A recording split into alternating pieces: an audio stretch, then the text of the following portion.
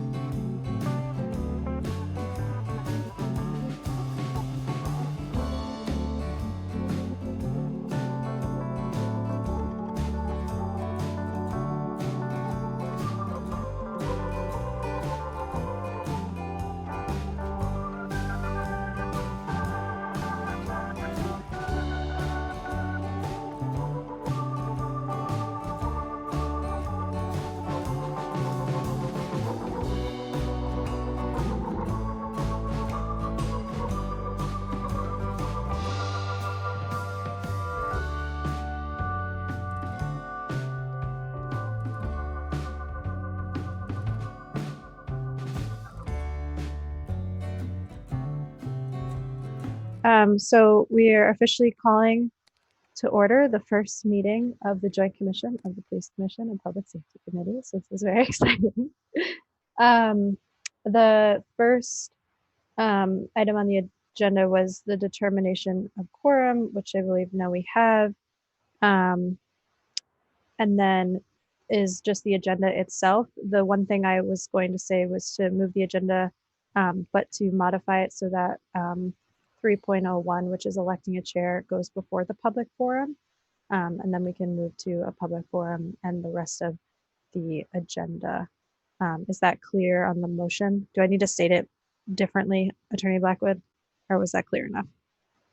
So 3.01 would be, Fine.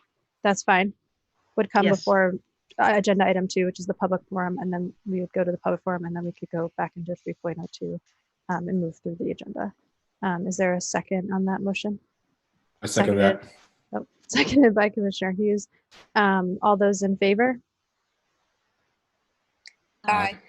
Say aye. Do we have to do all those opposed? Okay, none opposed. And it's only a roll call vote, right, if it's not unanimous?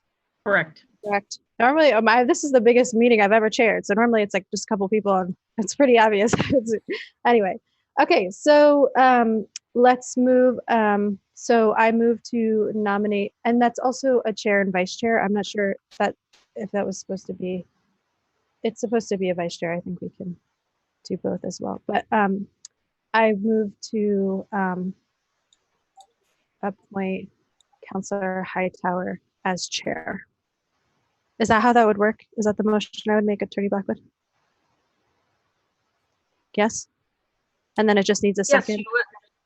what, I mean, there are two different ways you can do it. You can do it with a motion, or you can say, we're accepting nomination. I'm accepting nominations for chair, and Okay. you let people nominate it, and it doesn't require a second, and you just have a list of people, and then you go down the list and ask everybody to vote for whoever they want to vote for.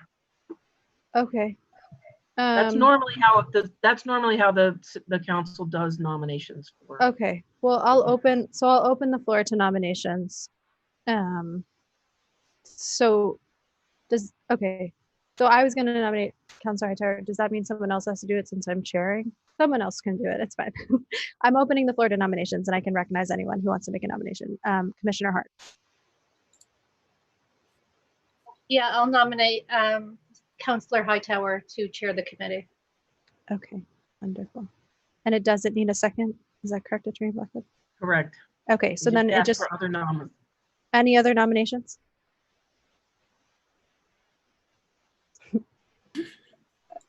Okay, wonderful. And then is it debatable? Does anyone? Yeah, you can ask if anybody has comments. You can allow the nominee to speak if she'd like to, or you can ask for a motion to cast a single ballot for the single nominee. So it would just be yes or no, was what people would be voting. Okay, and y'all, so it is debatable. We can discuss it if we want. The floor is open for discussion. No pressure. And then let's take a vote. All those in favor? Aye. Any opposed?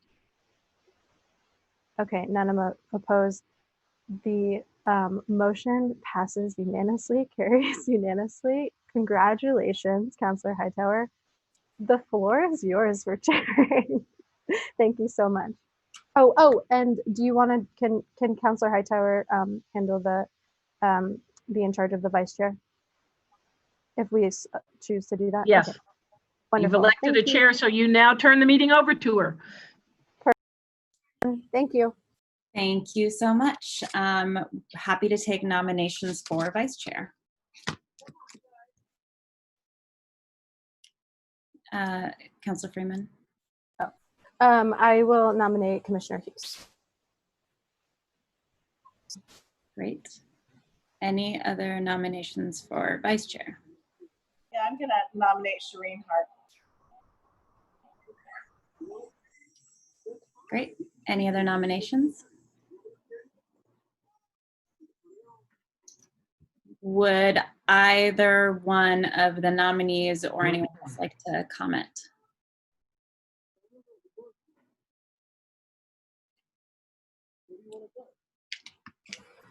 Great. Then shall we start with a yes/no vote for Commissioner Hughes? Generally, when you have two nominees, normally what you will just do is say, all those for Commissioner Hughes, raise your hand, and then all those for the Commissioner Hart. Great. We don't need a voice call. You don't need a no, in other words. Okay, great. I cannot see everyone. Yeah. Why don't we then? Then I would suggest that Shannon, do you have a list of everybody that you can do a roll call and everybody either say Hughes or Hart? Can do, yes. Great. If you wouldn't mind doing that, Shannon. Sure, perfect. Commissioner Gamache. Hughes. Sorry, I'm just gonna have to keep track here. Commissioner Hart. Hughes. Counselor Paulino. Hughes. Counselor Paulino? Hughes. Thank you. Commissioner Hart. Hughes. Commissioner Durfee. Hart. Commissioner Hughes. Hart. Counselor Freeman. Commissioner Hughes. Counselor Hightower. Hart. And Commissioner Grant. Well, I was going to say Hughes, and then he said Hart. So Yeah, I guess. I would be pleased with either one. Hart. I'm a little bit. Can I have a point of order, Counselor? It's hard to hear you, Counselor Paulino. I know my Sorry. computer's terrible. There we go. That's better. Could I have a point of order? Yes, go ahead. Is it possible to hear, I guess, from both members how they feel about their nomination? Eileen, since we've started the vote, should we? You need to finish the voting. I think you can't have anybody comment. Anybody can change their vote before Counselor Hightower determines the outcome. But other than that, you're not supposed to say anything, make any more comments. So then changing your vote is permissible at this point? A change of vote is permissible, yes. Is that what you just asked? That was my question, yes. Yes. Can we, Yes. did we finish the roll? We did. Okay, great. And I will defer to Commissioner Hughes, and I'll change my vote to Hart.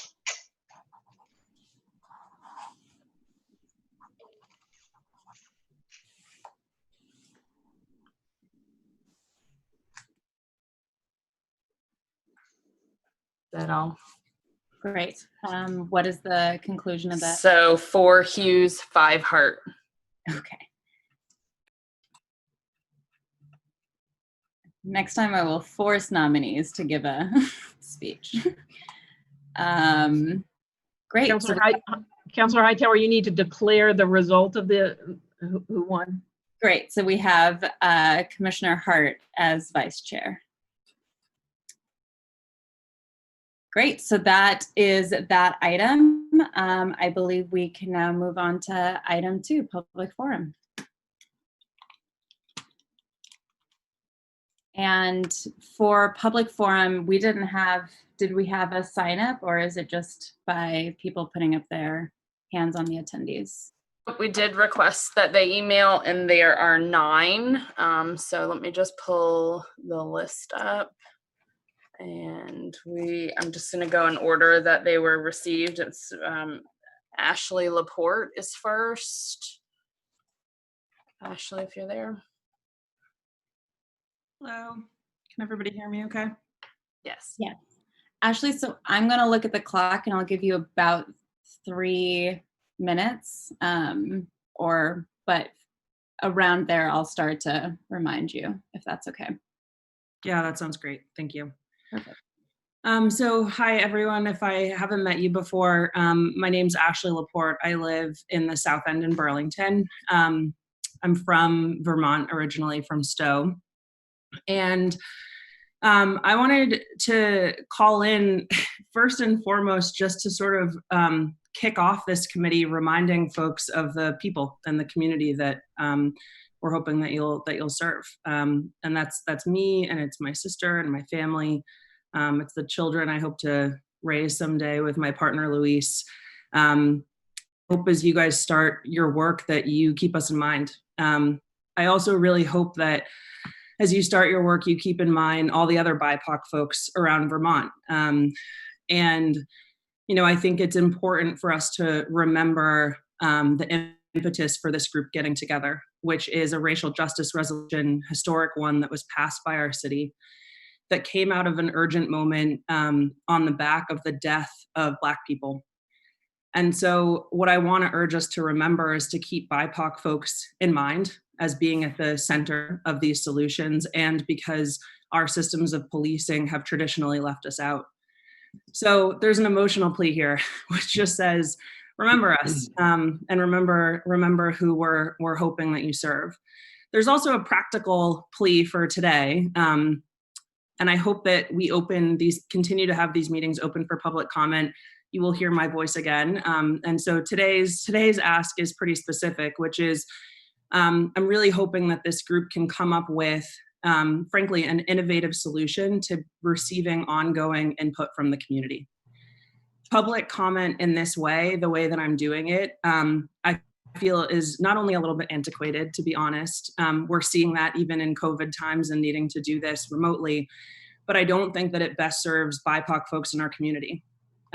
This is a system that is not created for folks like us, like most of the other systems. That's why we call it systemic racism. I'm able to call you all at 5:15 because I have a 6-figure career at a local business where I've built myself the flexibility to be able to call in.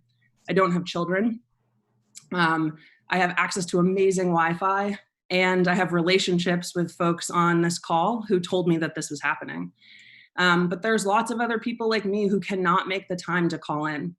There's a lot of people like me, even if all of those logistics weren't the case, who emotionally, this is a taxing ask to stand up and have their voices be heard by a police commission that has left them out in the past and who want to remain anonymous.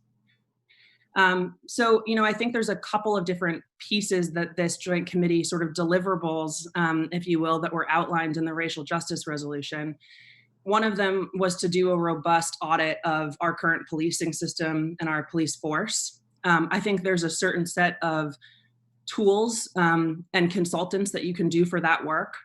Another deliverable was to continually solicit community input. And I think what I'm asking you to consider is that the tools for that are going to be very different than the tools required to audit our police force. And we're going to have to think outside the box. Last night, I testified in front of the state in the state forum. I was cut off mid-sentence. I was verbose. I did go over time, but I was one of 2, maybe 3 people of color to speak. I was, I think, the only person to be completely cut off. And just the slap in the face that I felt from that did not make me want to continue to engage in that forum. And again, like I said, I come from a position of privilege, right? So imagine what it's like for other BIPOC folks who put themselves out there. So in closing, I just want to, again, reiterate, like, remember who you're serving, remember where this all started, which was the deaths of Black people, public deaths of Black people that got us to make some moves with the racial justice resolution. Remember us. And then also, please, I beg you to look for new and innovative ways to be gathering ongoing public input as you do your work. Thanks for your time. Thank you, Ashley.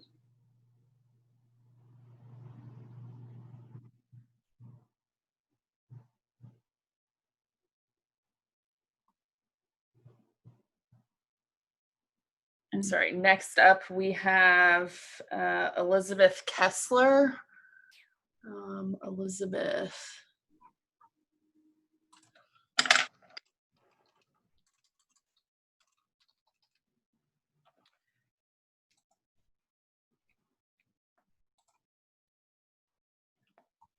Are you there?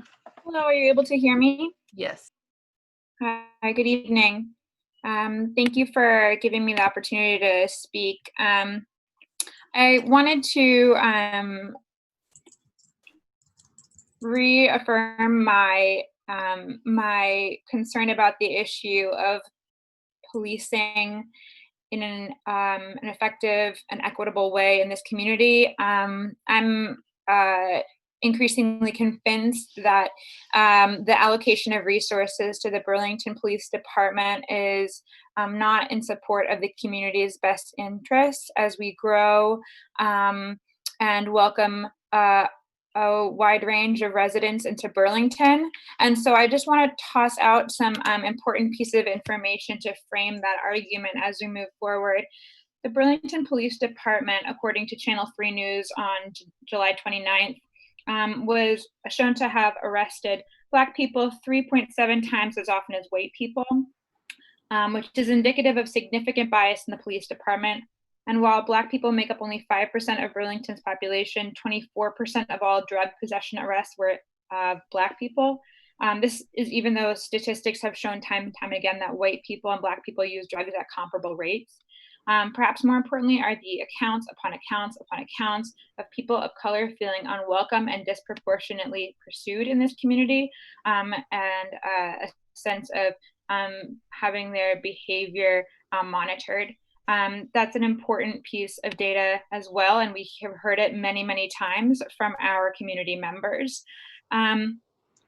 Furthermore, this issue that we're facing is a multifaceted one, of course, and we have to acknowledge that the police department has proven ineffective at addressing discrimination among its staff in a significant way.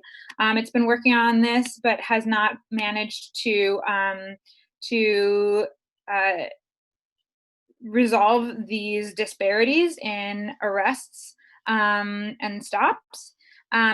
And this suggests that the time has come to introduce new teams to promote safety and equity within the community, especially including groups deliberately led by people of color and other marginalized populations that also have reported feeling discriminated against by law enforcement. And furthermore, there's a clear need for on-call social workers specializing in de-escalation techniques in order to ensure that matters of addiction, mental illness, domestic conflict, and family issues are not handled by law enforcement officials who are not adequately trained in effective resolution and de-escalation techniques. And it is so, so important that we promote long-term solutions for our community members. And so I ask that moving forward, we are open to solutions that support people who historically have neither statistically nor anecdotally reported feeling safe among the police department here in our community. Thank you. Thank you, Liz. Okay, next up we have Mark Bouchette. Mark, were you able to get on? I see a telephone number. He was going to call in, but I don't know which number is that number. So if you would, Mark, just email me your telephone number. Let's see if you're on Life Lagueros.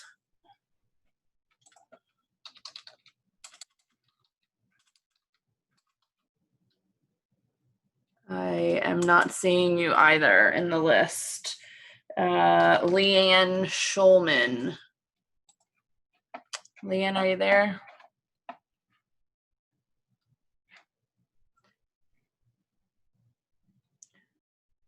I am here. Perfect. Sorry, take a second to get unmuted. Thank you for having this public forum and for passing the historic resolution. I would like to second everything that the other two speakers in front of me have said in terms of needing to make sure that we keep BIPOC folks in mind as this work continues, and also to make sure that people who have historically had more difficulty accessing these kinds of forums and giving input are given the space and the time and the opportunities to make their voices heard. I think that I would encourage this committee, commission, whatever it is, to think creatively about possible solutions to issues of policing and how we can decrease the number of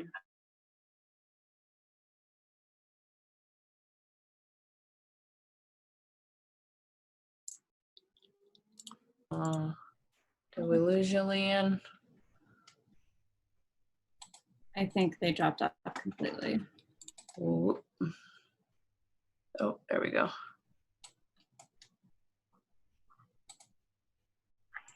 Hello?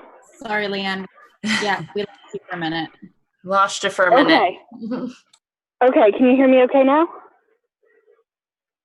Yes. Okay, sorry about that.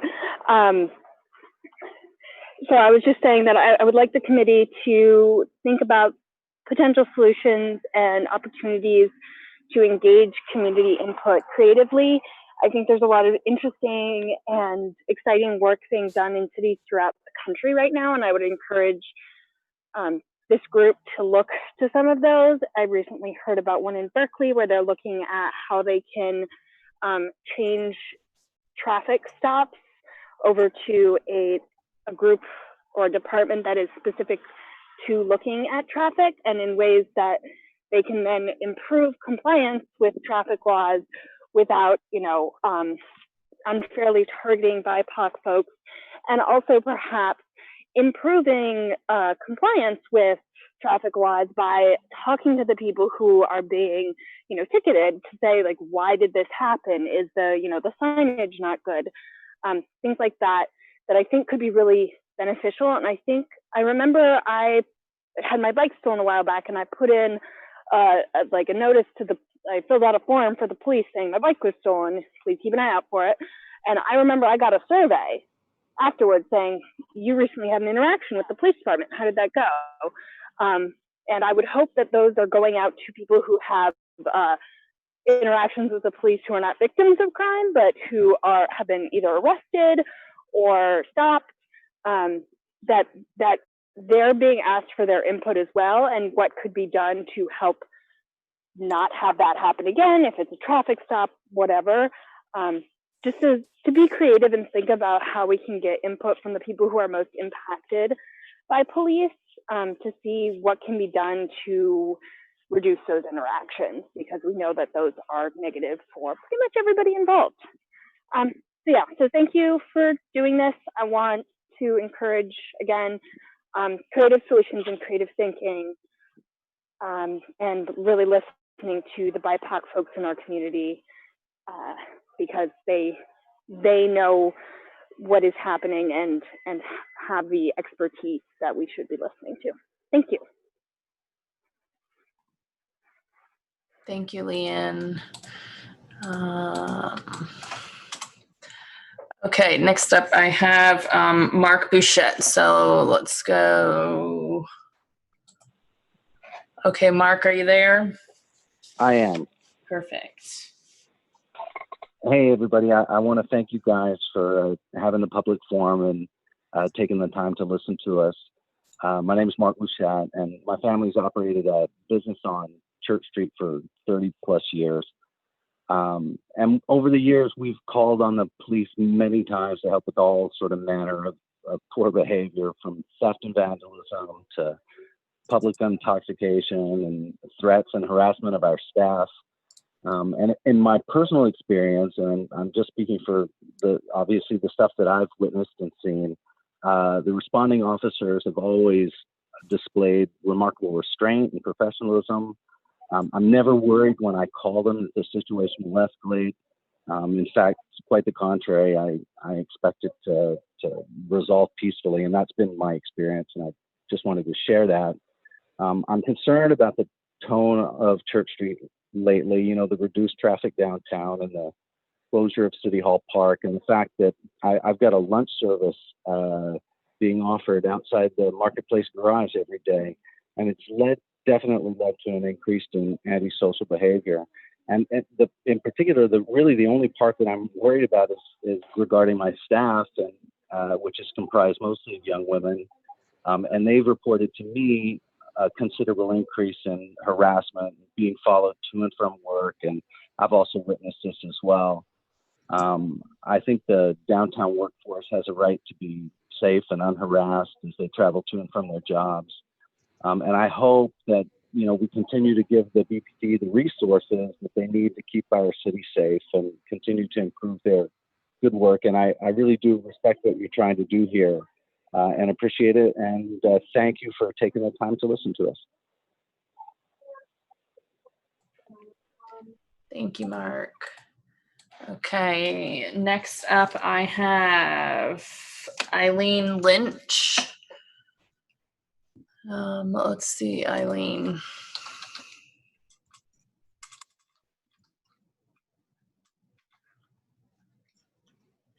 I am unable to identify you, Eileen. I have a Oscar Flemmer.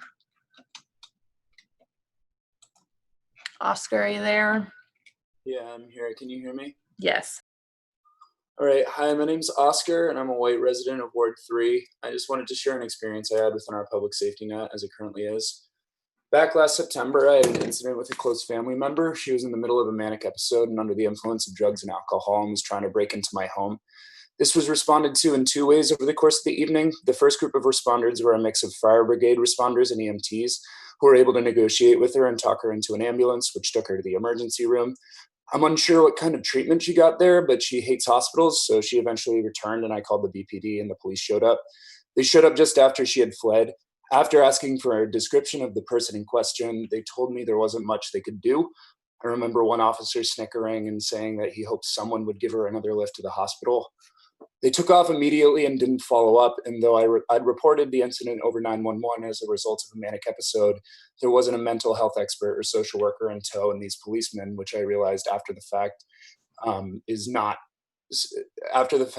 what's supposed to happen. There was supposed to be a mental health expert or a crisis manager there. This person had been last seen walking through the streets stopping traffic, and all I could get from our public safety net was a laugh. After this experience, I would really appreciate a public safety apparatus where the concern is the safety of the parties affected by the incident being responded to, both the people being reported on, but the people calling into the incident. I don't hate this family member in question. I just wish there was a community safety network of mental health care that would have taken better care of her both during and after the incident. I thought the fire brigade members and EMTs were thoughtful and compassionate in terms of how they interacted with her, but it was clear that it was not their line of work and they couldn't bring her anywhere that would necessarily be safe or as permanent as it needed to be. All I wanted that entire night was a crisis responder who could have talked her down and brought her to a place for shelter for the evening. And but above all, I hope the public safety apparatus will exemplify that Black and Brown lives matter in our community and will once and for all stop seeing traumatic and abusive cases such as those of the Melly brothers and the Luhiza brothers. Please make that the #1 priority, and please keep pursuing ways to engage with our community, not just in these public forums, but in terms of community studies. Guys like Mark are not the only voice in this community, and though he's had very non-aggressive, pleasant interactions with the police, that does not exemplify the experience of every member of this community. Thanks for your time, and Black Lives Matter. Thank you, Oscar. Next up, I have D. Bouchard.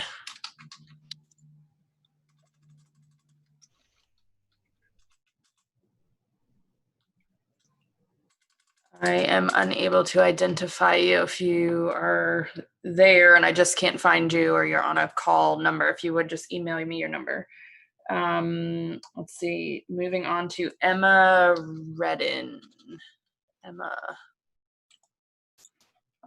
Are you there, Emma?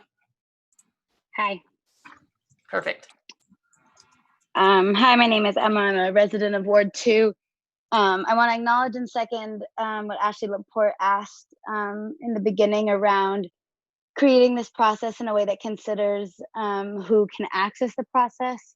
And I'm hopeful by the creation of this joint committee and deeply grateful for the work of the Racial Justice Alliance that has helped make it happen. I'm calling tonight to encourage the joint committee not just to ask for public input, but to make decisions precisely based on the vision of the folks in our community that have been the most abandoned by the idea of public safety. I hope that queer Black people are at the center of this decision making, that homeless folks are at the center of this decision making, that survivors of police abuse and brutality are at the center of this decision making. I want Burlington to be a place where folks' lives are not precarious and where emergencies are uncommon. And when emergencies and crises do happen, that whoever responds is supplied with deep care for the humanity of the person in crisis, not power-hungry people who are eager to punish the expression of people's crisis. I want a team of loving people to show up with no weapons and no intent to use the state as a weapon. Social workers who have DCF on speed dial are not an alternative, a safe alternative to the police either. I want a disentanglement of the police from all the other aspects of public safety. Like, I want to be able to call 811 and just get the fire department because the police actually have nothing to do with fires. I want to be able to call 711 and get a medic because the police have nothing to do with a health emergency I have. I want to be able to call 611 and get a crisis therapist because the police have nothing to do with someone being depressed. So I'm asking the committee to be bold and courageous and creative, and make decisions that matter deeply to the lives of the people in our community that are always the first to be abandoned and discarded. Thank you for your time. Thank you, Emma. Okay, next up is going to be Amy Malinowski. Are you there, Amy? Hi, can you hear me? Yes. Okay, awesome. Yeah, I'm Amy. I'm white. I live in Ward 3. And I just wanted to call in because I think this is really important. And I wanted to show my support and that, you know, I'm going to continue calling in and paying attention to this. And this is really important to having a strong community in Burlington. And I also wanted to echo what Ashley was saying about concerns about how accessible this kind of work is to people. I've been calling into city council meetings and I'm just like, I don't know how anybody has time to do this or the resources to do this or the energy to do this. And I only have the ability to do that because of my areas of privilege. And so I do find that really concerning. And then also just echoing that how important it is really to center people who are most excluded from our systems in these conversations and in decision making. So that's all I have to say, but thank you. Thank you, Amy. Okay, next up I have Wyatt. Is it Loose? Wyatt, are you there? Hello. Perfect. Can you hear me? Yes. Thank you. This is our message to you, John Murad, to you and officers all around the nation.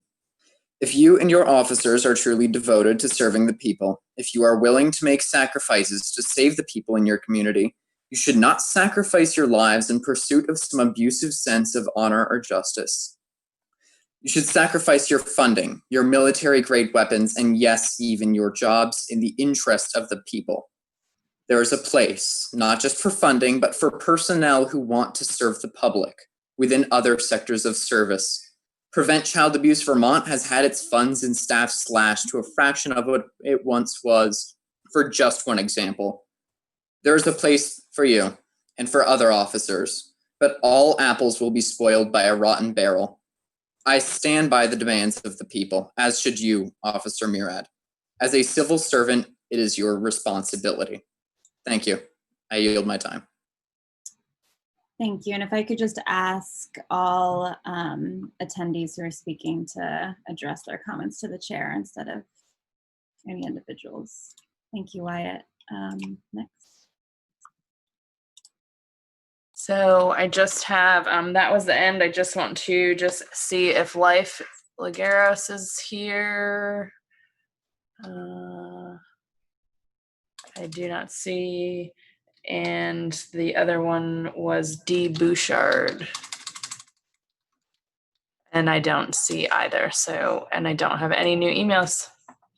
What about Eileen Lynch?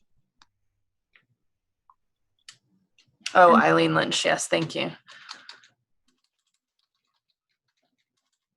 I don't see Eileen either in the list.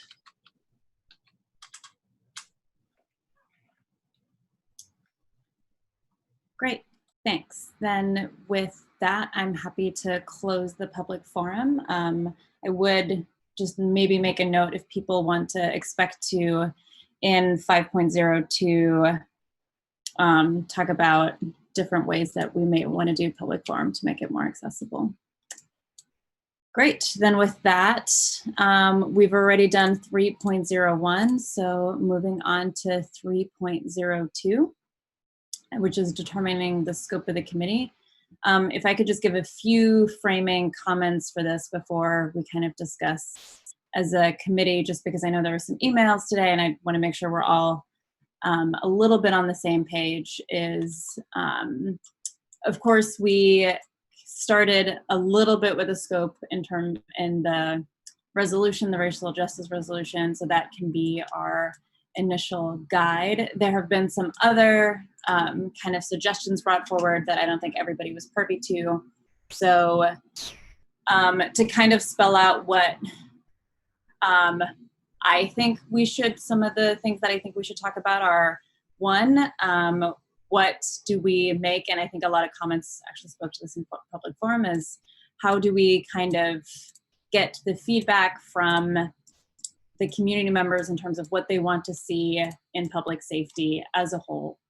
The second thing is an assessment of how the city works, particularly maybe the Burlington Police Department. And then third, kind of what are some of the short-term things that we want to put in place to kind of mitigate any needs in the short term while we're finalizing some of those assessments and findings. And with that, I'll open it up for general discussion to the committee. I ask that people keep their comments brief and give other people space to speak.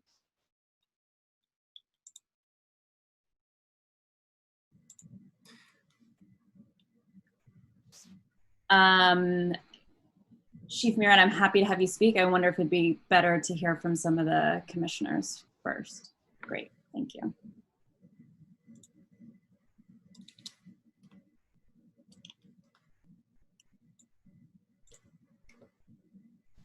And I also believe that Shannon emailed us the resolution for folks who want to refer back to that. Councilor Hightower, Chair Hightower. Yes. I'm happy to jump in the stack, but I don't need to go first. Whatever works. I have not seen anybody else. For those of you who aren't on video, I'd prefer people raise their hands on video so I can see it. But other than that, Councilor, you want to go ahead? Yeah, so I was trying to help just call this first organizational meeting. And so that's why I was sort of loosely trying to create an agenda. And my intention with this agenda item was just to give the committee an opportunity to talk about, like, because it's a bit of a broad, but just like to talk about what sort of like operational things we want to have in place maybe, and then also what we see other than like what is, and also per like the what is written in the resolution as what we are planning to address. And I'm actually pulling up the resolution as well now so I can have it in front of me. But I apologize if this agenda item is a bit vague, but we did have a deadline to have the joint committee convene by July 31st. And it's just hard having a 10-person committee, making sure, everyone's schedule lined up. So I kind of just wanted to get the things sort of together and get the ball rolling. But I'm happy for people to speak on it as they see fit. And I apologize if it's a bit vague, but it is, yeah, my thought was, that was mostly my thoughts. I just wanted to clarify. Great, thank you. Councilor Durfee, not Councilor, Commissioner Durfee. So I have everything written down, I want to say, because I'm so new. Just a clarifying question. that I had, when we're talking about charge and scope, are we talking about the charge and scope that are in the resolution already? Is that what we're discussing now? Just a clarifying question. Okay, just to see if we want to make any changes to that or understand it, or I just want to make sure I'm on the same. That was my understanding. Okay. Well, it's well written. So it's I don't have any comments. I interpreted it that it was already here. So I didn't know if we were how broad the discussion was going to get. Councillor Paulino, followed by Councillor Freeman. Not to further muddy, yeah, let me get up close. Not to further muddy the waters, but this is a topic, I guess, I would float at this point. I would direct it initially. Can't quite hear you, Councillor Freeman. I mean, Councillor Paulino. Can you hear me now? Yes. So, not to further muddy the waters on the agenda item, but I guess for me it would be helpful, and I think I would direct the question, not to put you on the spot, to Councillor Hightower, just as a general open-minded question as to, you know, as you were the drafter, but I know you had a lot of, you engaged in a very collaborative process with a lot of people, but it would be helpful for me at this point to know what the end goal would be. So like, do you see us taking the two-step analysis that you've laid out for us, which I wholeheartedly support, and I think it's great, where for people who aren't, just to be clear, step one being, you know, a more traditional type of sort of like an HR type review process with a consultant, and step two being more of a community-based assessment on what resources are out there, what people are already doing, what they would like us to do, and how we can change things, and then also inviting the public forward to be part of those discussions, what they would like to see done, so forth and so on. But at the end of all that, you know, what would you like to see? Would you like to see us, like, you know, draft another resolution? You know, the resolution says assessment, but what happens at the end? What are your thoughts? Happy to answer that. I do think, and I think there's been a few discussions. I don't want to completely be the one to just lead everything, but I was really hoping that there would be two parallel processes. The first being kind of, and parallel meaning I don't know if they happen consecutively or if they happen one after the other, and I kind of hope to get some feedback from the committee on that. But definitely there to be a process that is just about hearing from the community in a way that is much more solution oriented and much more long-term than kind of what our public forum, because I don't think our public forum space is the right way to engage with the community. So how do we have what I'm hoping to be a professional facilitator engage with the community in ways that's like, let's spend an hour talking about this topic, let's spend an hour talking to these kinds of people, and to have that be kind of an ongoing process for the next couple of, I don't know what that, again, kind of look to the committee on that, weeks or months. And have that really be about what do we want public safety to look like? What are the gaps? What are the ways that we're currently not meeting some of the needs, both, you know, like based on how NGOs are feeling, but also how individuals are feeling. And to have that be its own process, led by someone who needs no expertise in policing, but really by kind of a community facilitator.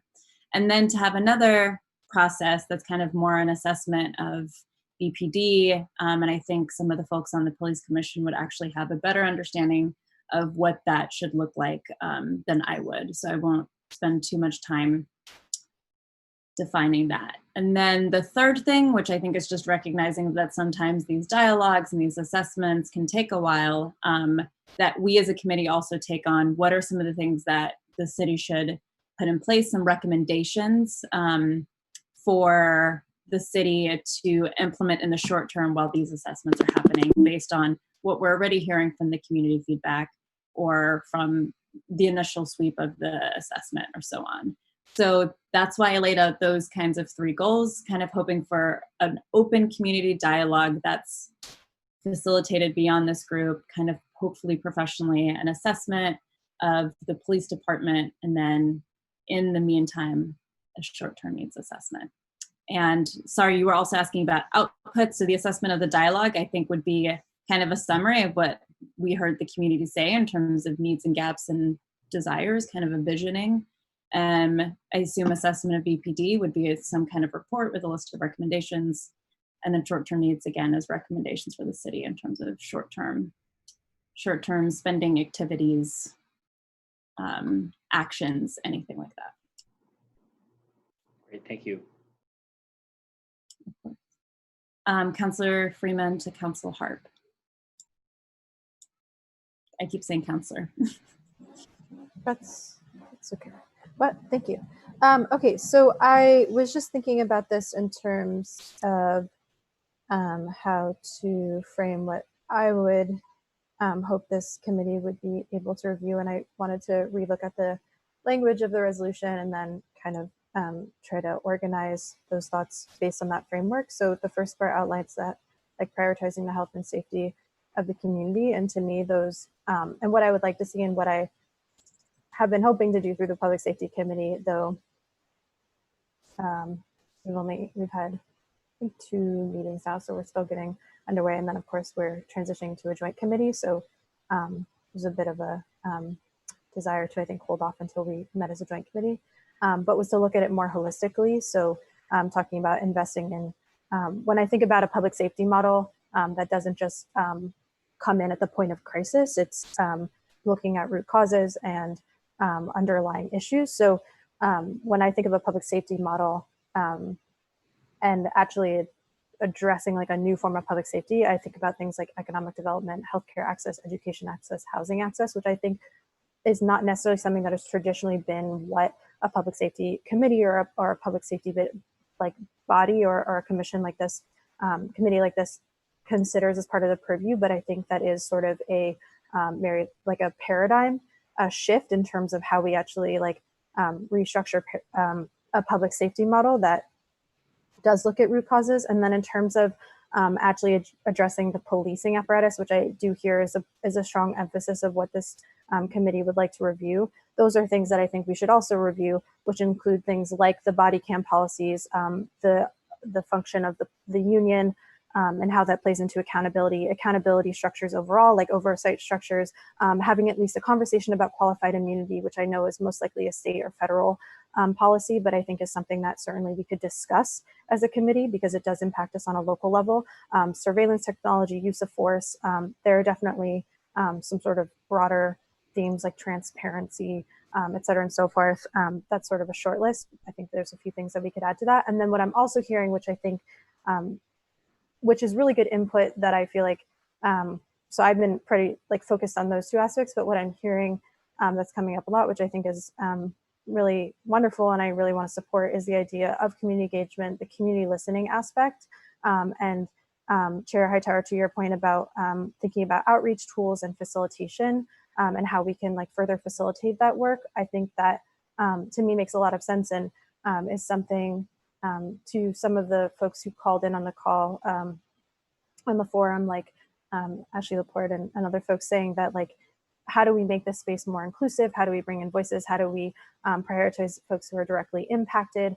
I think that really makes sense to me.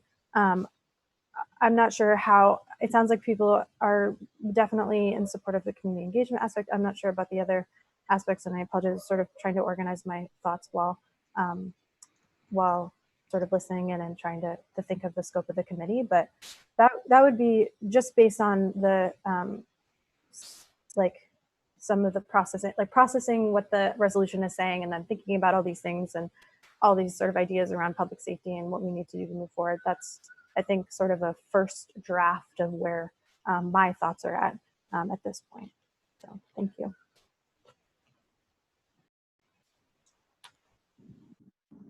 Thank you, Randall, and then I think I see Karen. Yeah, thank you, Chair. So I want to speak right now just to the question of kind of what the scope of this joint commission should be.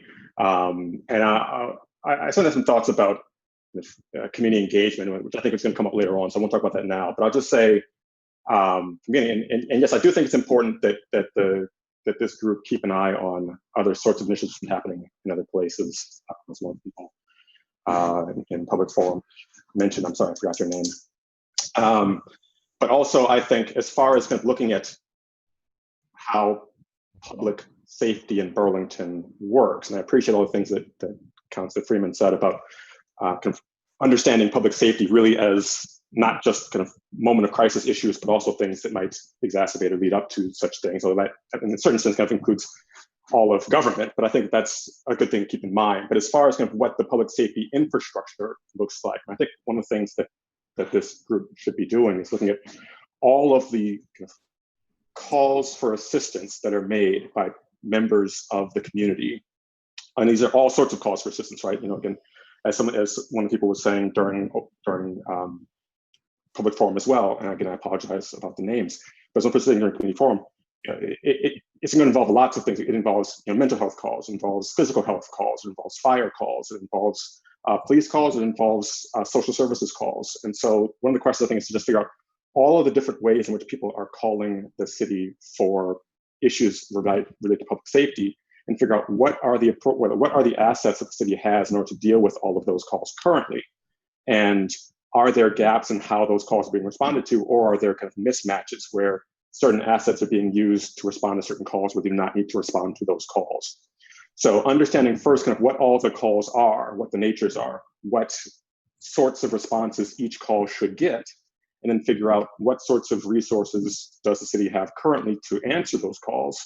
And if it seems as though there are kind of mismatches in who's responding to certain calls, or if it seems as though there are resources that don't currently exist but should, right? If we think that there are people that should have the capacity, for example, to take someone into custody on behalf of the city, but should not carry firearms, and that's a resource maybe that we need. Or if there's de-escalation people that might be a resource that we need to deal with certain non-calls, they don't exist right now. How would we create that? Think about all the things that need to happen and what sorts of resources being used right now, and figure out what would it look like to design a system which has the appropriate resources being diverted to the appropriate calls. And I think that's kind of the big picture. And again, and since I'm just on the police commission, I'm kind of deferring to public safety about how you want to structure that broader project. But certainly as far as kind of how that works on the policing side, I'm happy to share my thoughts. But I think the idea would be integrating policing as a response to certain kinds of public safety calls into a broader structure of public safety overall.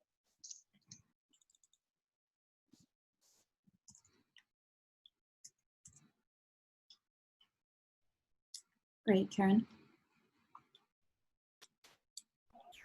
Did you call on me? Yes, I believe you had your hand raised before. I was just going to ask I'm going to be the clarification person. The short-term needs assessment that you were talking about, Councilor Hightower, can any of the other commissioners or councilors talk about, or maybe even Franklin, talk about, because you've identified these 3 segments. Can you talk about what you mean by short-term needs assessment? Anybody? Yeah, I think, sorry, just because that was my wording, I'm happy to answer that, which is basically, I guess to me, there's a recognition that this may take a while longer. And I think one of the things that I was thinking of, ironically, is actually what Randall just brought up, which is the, like what, for example, is there something that we need to do in the short term on calls and like identifying gaps that are very clear that we don't need a wholehearted assessment to look at, that we know are there, we should start to address them, yesterday. And if there's anything like that that comes up that we want to kind of act on before the other 2 items are complete, basically. Would that be? Of course, you still have the floor. Would those needs be community needs? Are we talking about, for example, staffing is I saw a presentation on the staffing of the police department. There's an emergency level of staff. I know the police department cannot hire. Or are we talking about gaps like, are we, talking about other gaps like, when we hear from community members that we need something that we don't necessarily want the police to be involved in? Just looking for a little bit more, listening to other people's ideas of what a gap might be.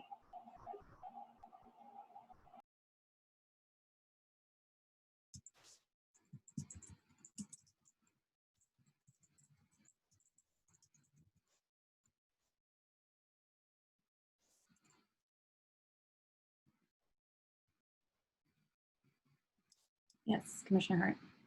I was perhaps that caller, Oscar Flemmer, who spoke about the experience with the response where he was looking, where there was a need for someone else. Maybe that's the kind of example that we're looking at. Not to say that that doesn't exist already and just didn't arise in that situation, but it might be scenarios like that that provide us some feedback on that question.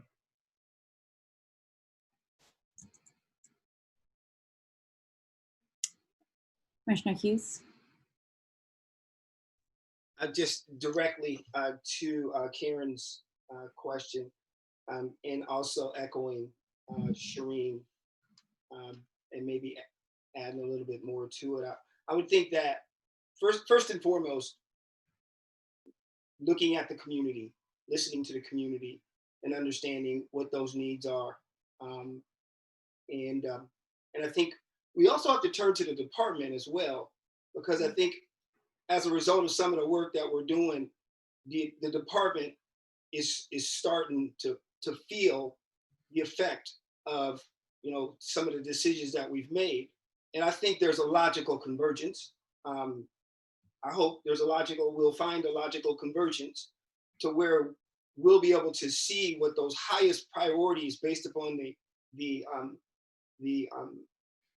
values of our community and those direct needs that they have, and intersecting where we come to understand, and I think we're already coming to understand, and I think Karen, you probably saw some of this in the report that you reviewed, is some of these things that are on the police's plate now that could potentially be carefully transitioned in somewhat short order. And along those lines, Chief Murat, I didn't mean to cut you off earlier. If you want to weigh in.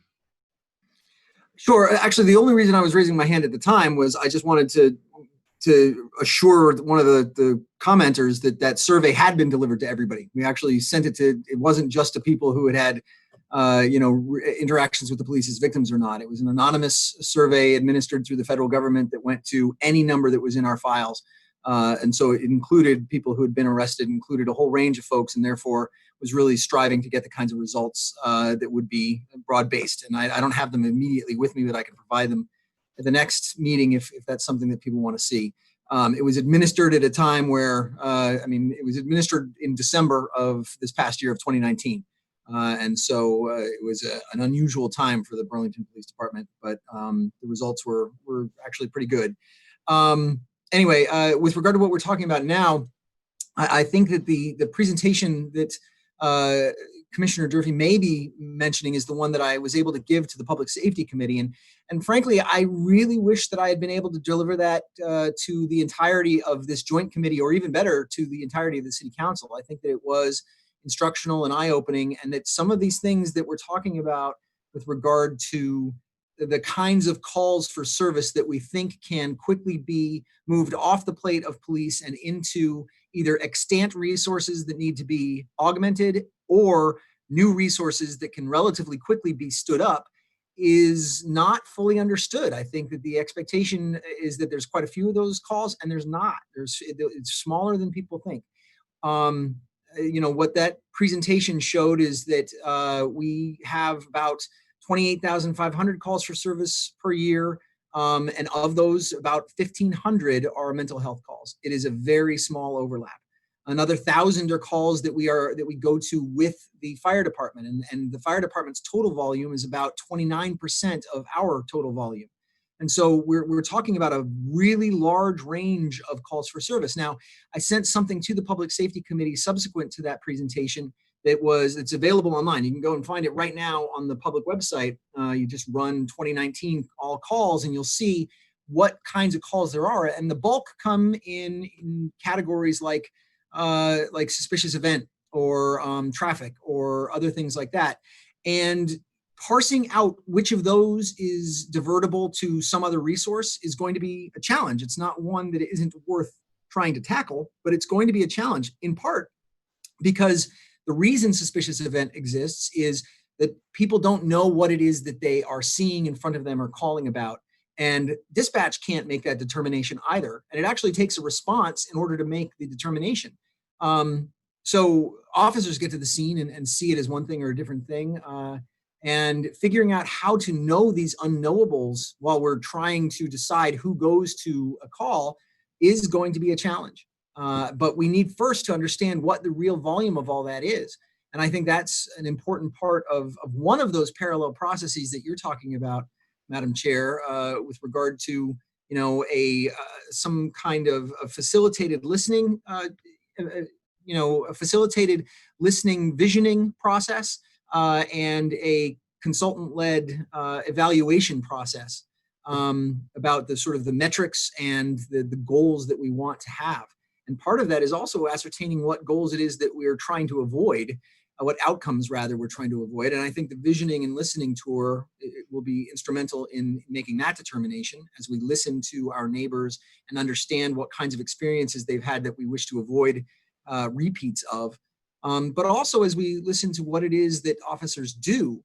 We hear a plethora of voices, and I think that we end up not necessarily listening to the ones that don't comport with our understanding. And part of the challenge here is learning to hear the other sides of each of these discussions. There are a lot of people in the city who are concerned about what happens if we drop below certain numbers.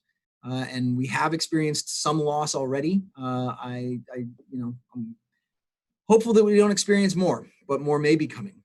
So the quicker that we can engage in both these processes, I think the better. Commissioner Hughes. Go ahead, Mark. Thanks, John. I appreciate that. And I wanted to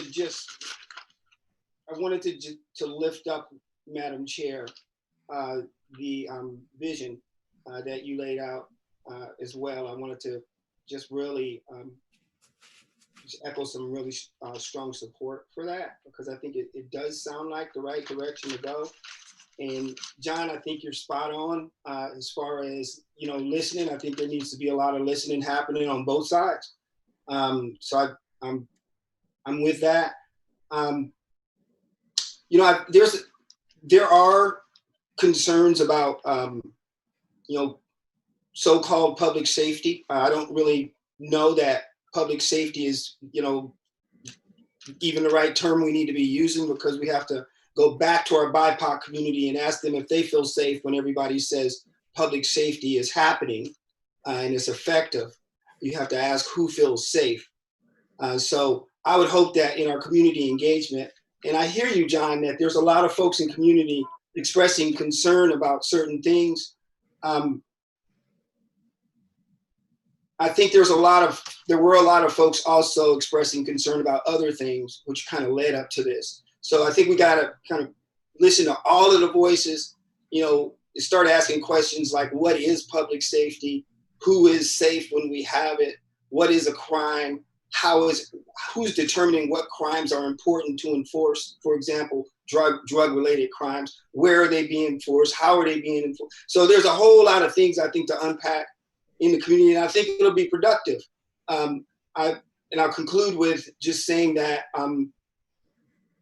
I get the sense that how we go about conducting the assessment of the police really should be informed, at least partially, by what some of this stuff that we're talking about that we're going to be collecting out of the community. And so what and I just want to be emphatic about that is the world according to Mark today is that I don't believe that we simultaneously launch both of these efforts.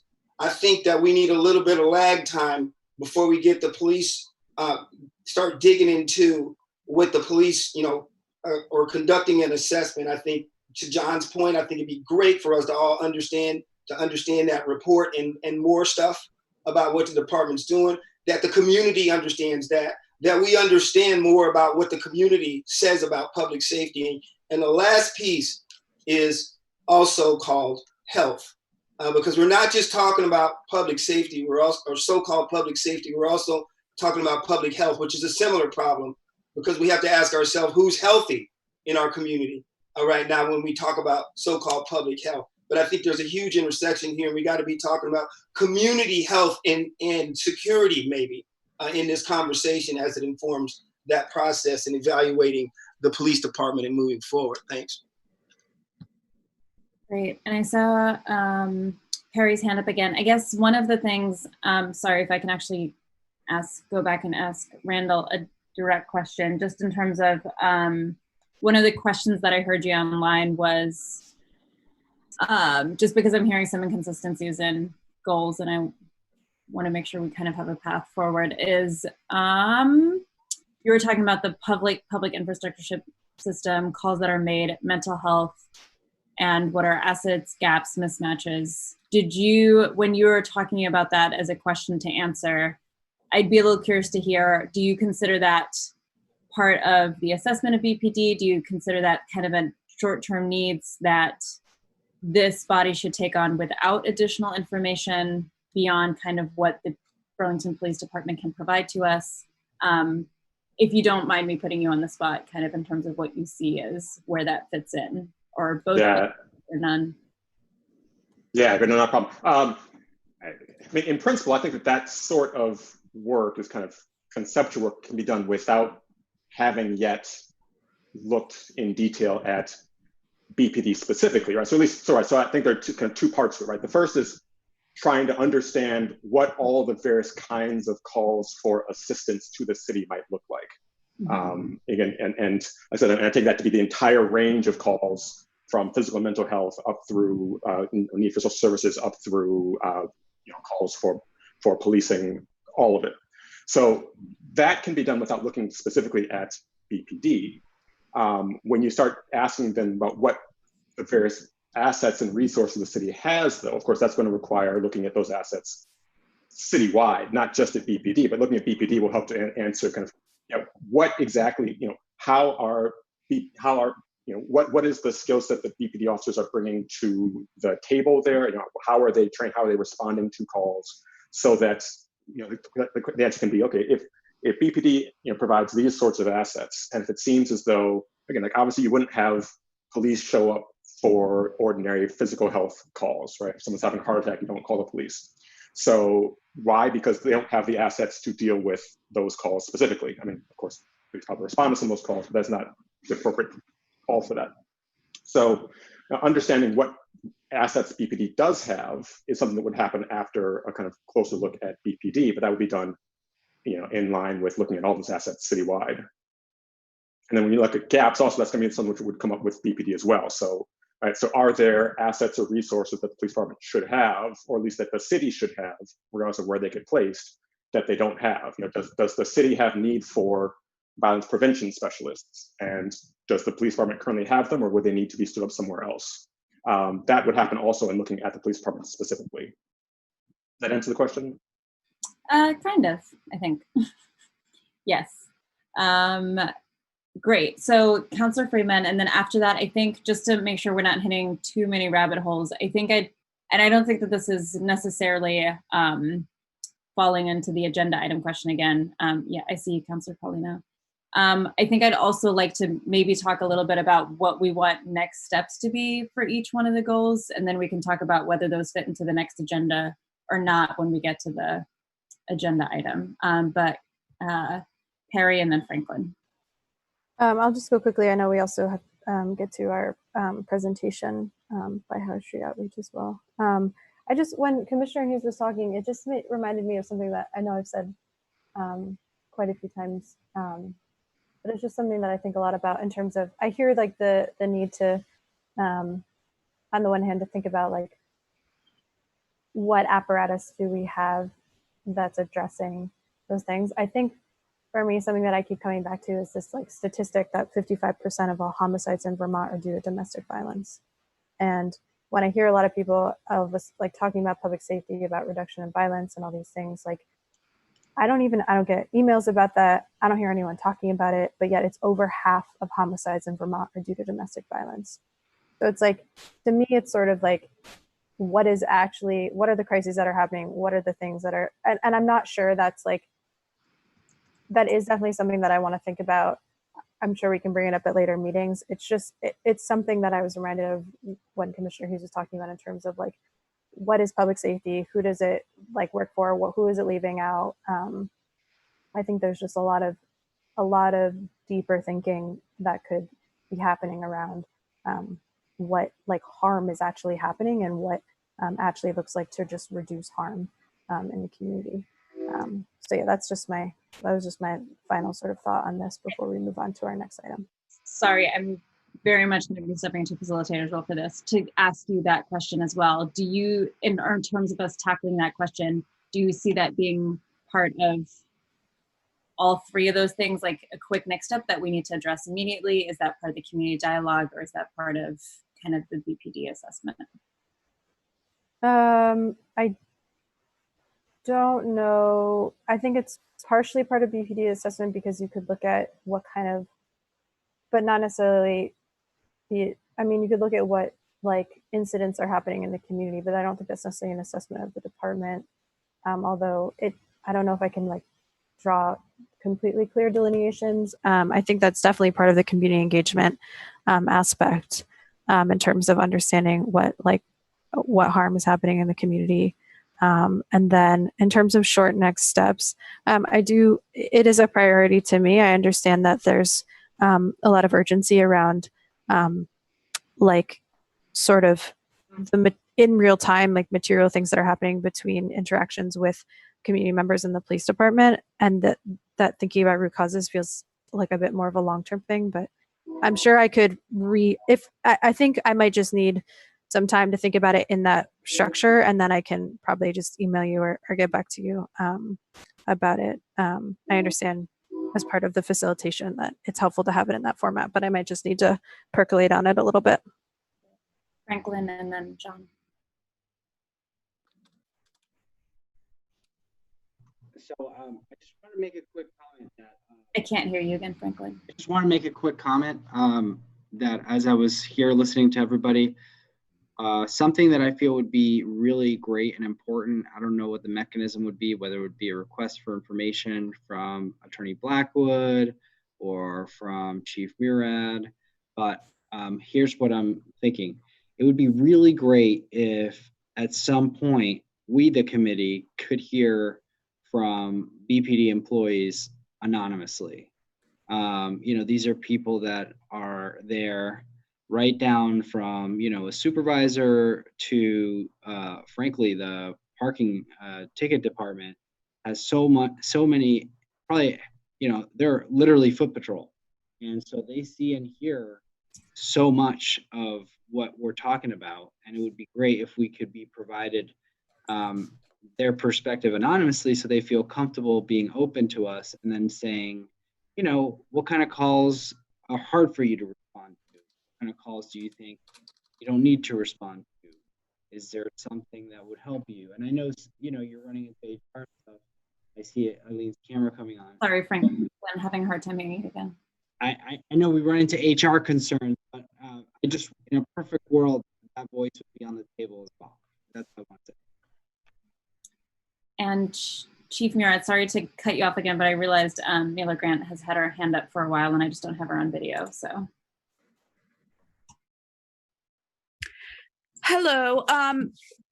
Carrying over to what was just said, I would love to have input in from our officers that are on the street, on the road, It was something that was actually brought up at the Committee for Policing Policies, talking to the union to see if they would be willing to participate in a survey.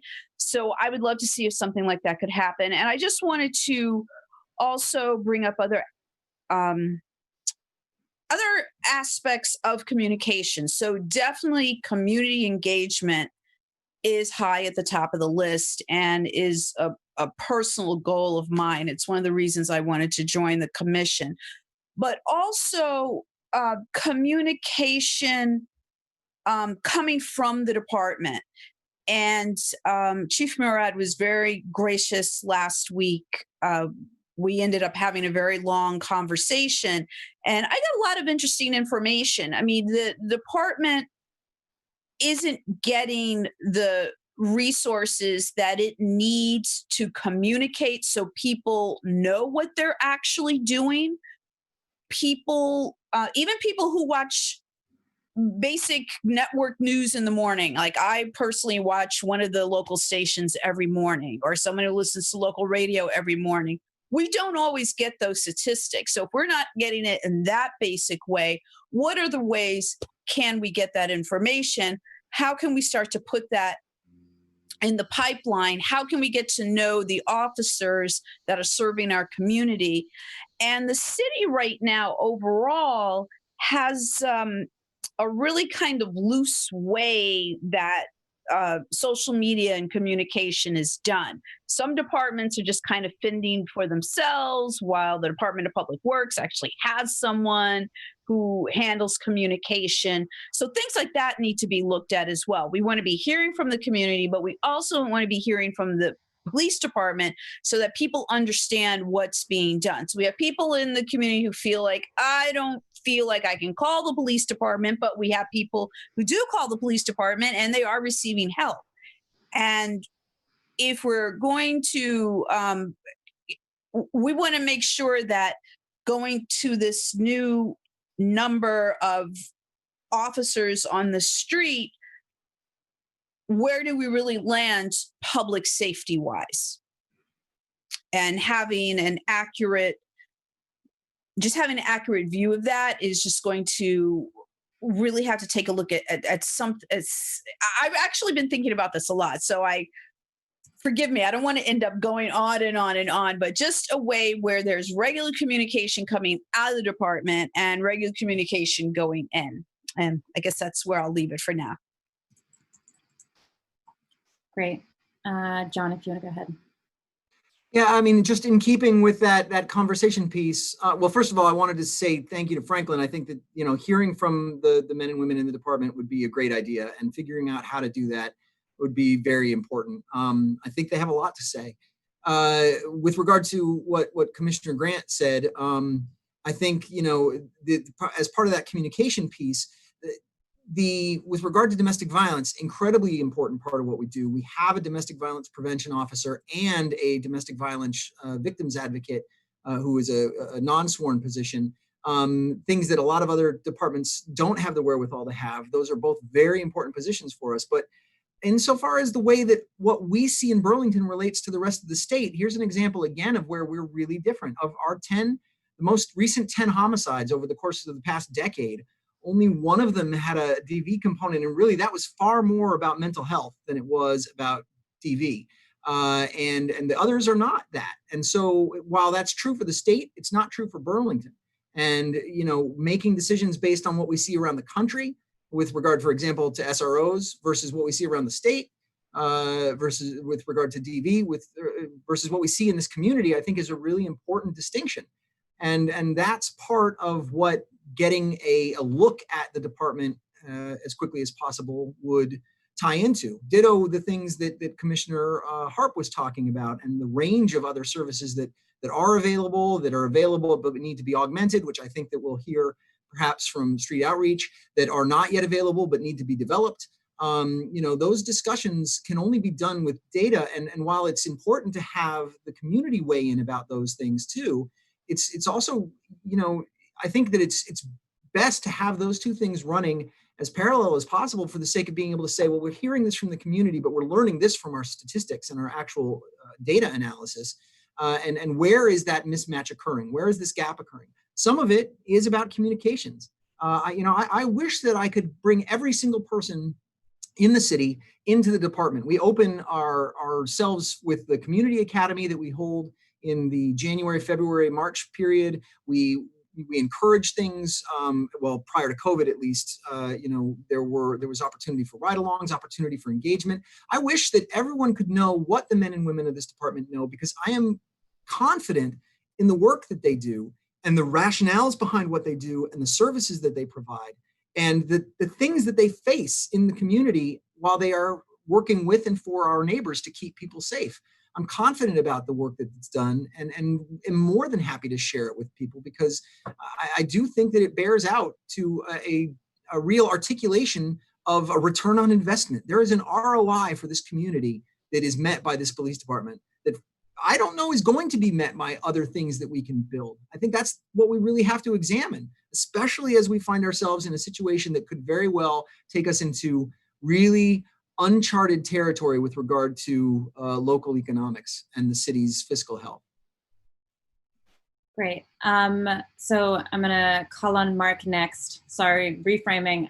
Would really like to hear what people think next steps would be. Also, if there's a few commissioners we haven't heard from yet, I would love to hear your thoughts. But go ahead.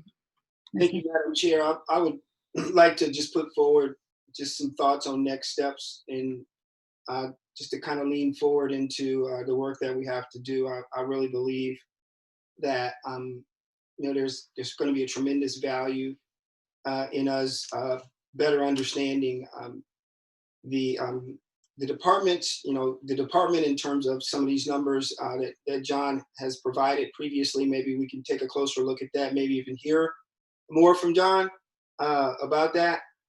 While at the same time, I think it's really important and critical that we just really need to just begin rather just to dig into the community and just to get the community's involvement, and whether that entails piggybacking on to some of the other community events that will be happening. I know we'll be doing something on Thursday, or whether that it could be we could potentially suspend the rules at our next meeting and create another type of environment for that communication. That communication definitely needs to start, and it cannot be anecdotal. It has to be something that we're hearing.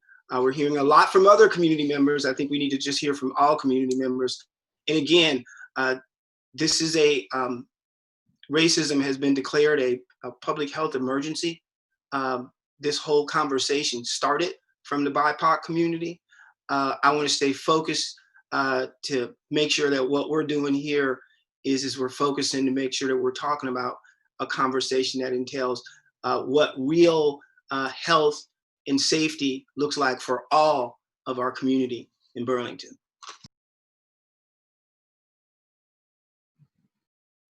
Great. Thanks, Mark. And I was listening, and therefore I want to make sure that I articulate this right. You had articulated a next step at the very beginning. Could you just restate that? Let's get some more data from John and get some, and let's get some things happening in the community on engagement. Thank you, Madam Chair. Point of information. Yes, go ahead. Hightower, do you want folks to propose motions for, I guess does it make sense to do it now or during setting the next meeting agenda, or is it better to just do it now? I think, I guess my preference would be, because I want to have a dialogue before we have motions. So I guess if you're thinking about making a motion, I don't know if that's appropriate, but my guess would be just what you think that content of that should be, if you want to have a discussion on that. Sure.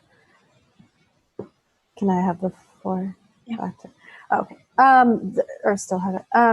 So I think one of the things that's been was suggested to me at one point was just the idea of having this community engagement process. And I'm just wondering, it sounds like it might be a good idea to have an RFP go out regarding that, or not go out, but to at least start to draft a proposal if we do want a formal facilitator, and to have a formal engagement process that goes a little you know, with someone with that sort of background and expertise, which I think is a really good idea. I'm not a formal facilitator. I think it would make a lot of sense to bring on someone who does have that in their background. So that's something that I've heard said. I think it makes sense to me, and I'm not. Maybe it would make sense for the administration to draft it first, and then the committee would review that and could make edits to it. But that's just one idea in terms of moving forward with something like that. Thank you.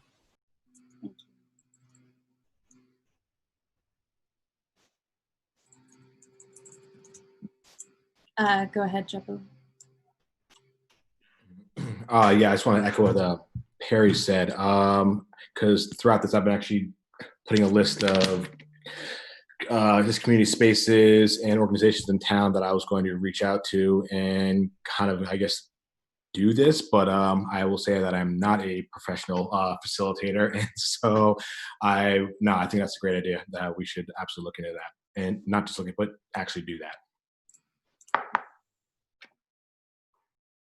Go ahead, Commissioner Hart, and then Karen. Just anecdotally, in 2017, I thought we were going to have a more in-depth discussion about the elements, but I didn't want this to get lost. In 2017, under Chair Sarah Kenny's leadership, the commission, in the context of fair and impartial policing, we were tasked by public safety. If I recall, it was public safety with getting out in the community to get feedback.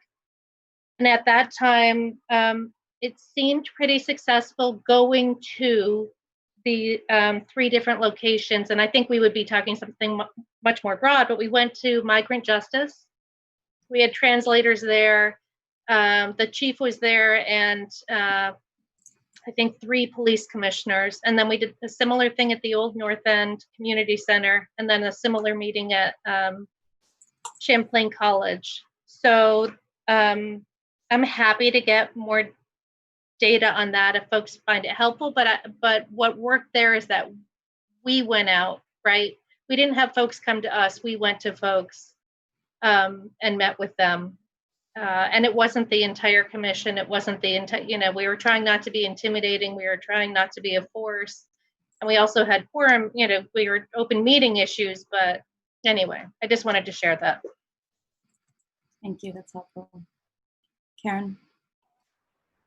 Yeah, and I guess that's what I was going to ask is where are we going? And so thanks for that, Shireen. And I also want to speak to Perry's comments about the percentage of folks who are suffering from domestic violence.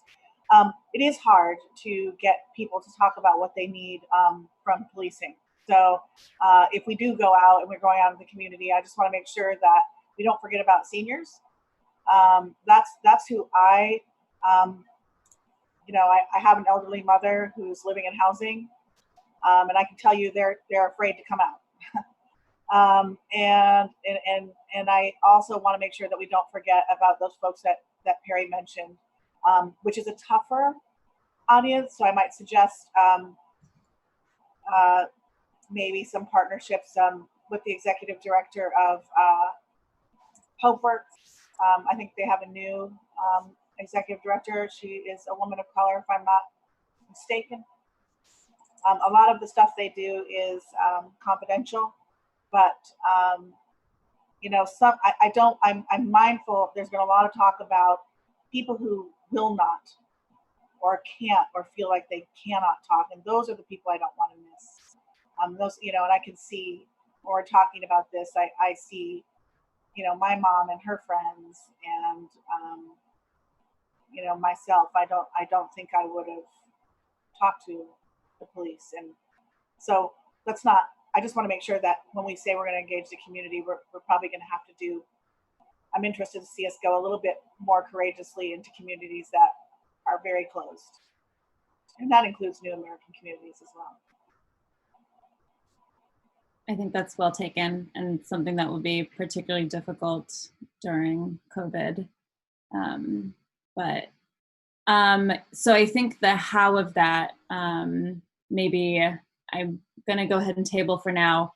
Going back to next steps in terms of data from John, wondering if anybody on the commission has specific desires of what kind of data they would like to see. Go ahead. Go ahead, Randall. And then Mark. Yeah, thanks. So actually, I'm not sure whether this fits into this category or in the assessment dialogue of what the committee wants in public safety, but I do think since this committee, since this is beyond the committee's remit, I think that it would be useful to have designed some kind of community attitude study that can be. Anyway, so this doesn't need to be replaced or be instead of actual community engagement. I think that's extremely important. It should happen out in the community rather than here. But I think there should also be a study which is designed, which can be repeated over the years, which can give a reliable assessment of community attitudes towards policing, so that there can be some kind of assessment of whether or not some of the steps that might be proposed are effective or not effective.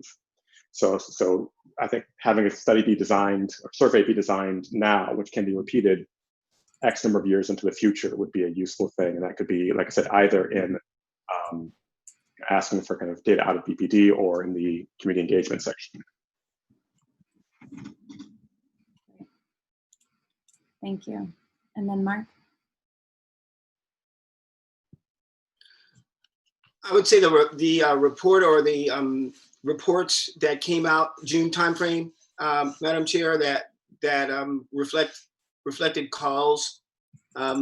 If there is data, call center data, in I'm sorry, not call center, but dispatch data, in terms of if we were able to get a little bit closer to the data source, that'd be amazing. And if we're talking about also, just as a side note, interviewing or talking with folks, I'd love to talk to some dispatch folks as well.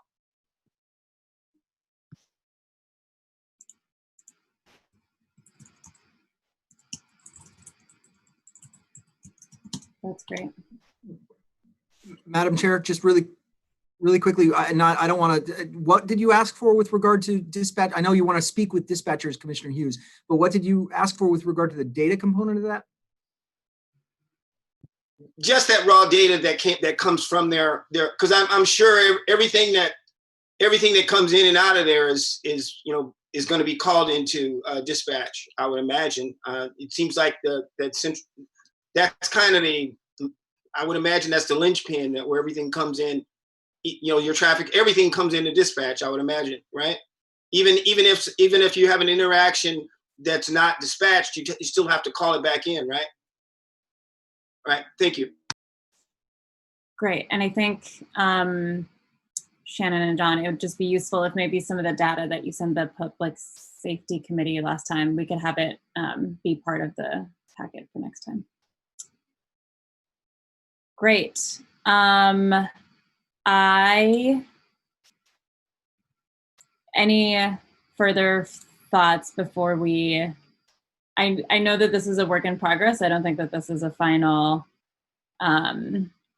draft, but I feel like we at least have some common understanding of what we hear, what we're trying to answer, what our tasks are, and what our next steps are.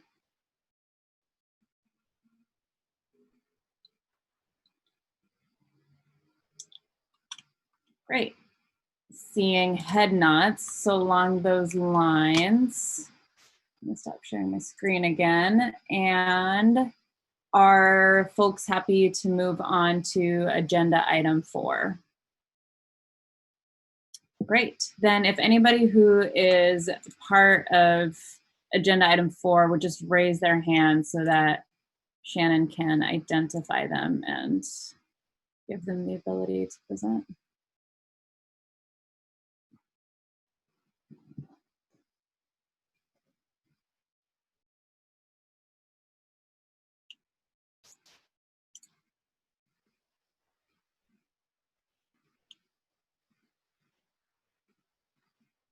There we go.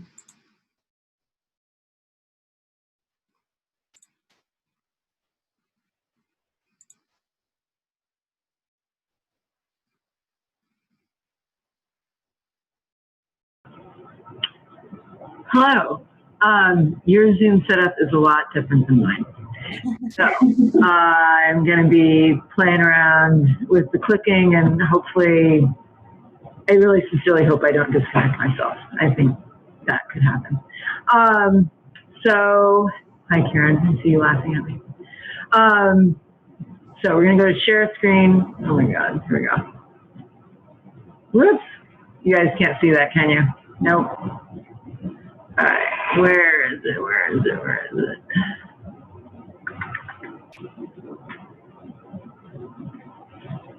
Can you see this? Can you hear me? Where did I go?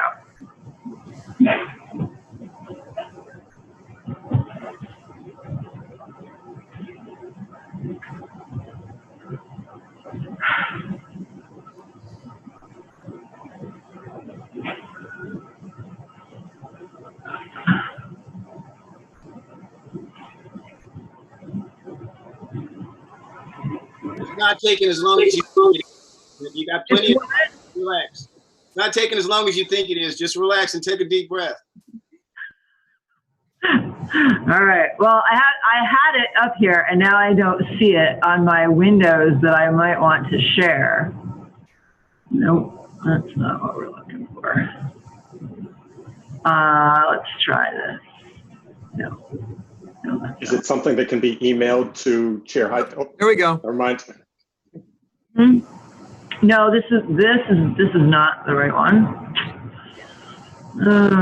It might be if I could find it.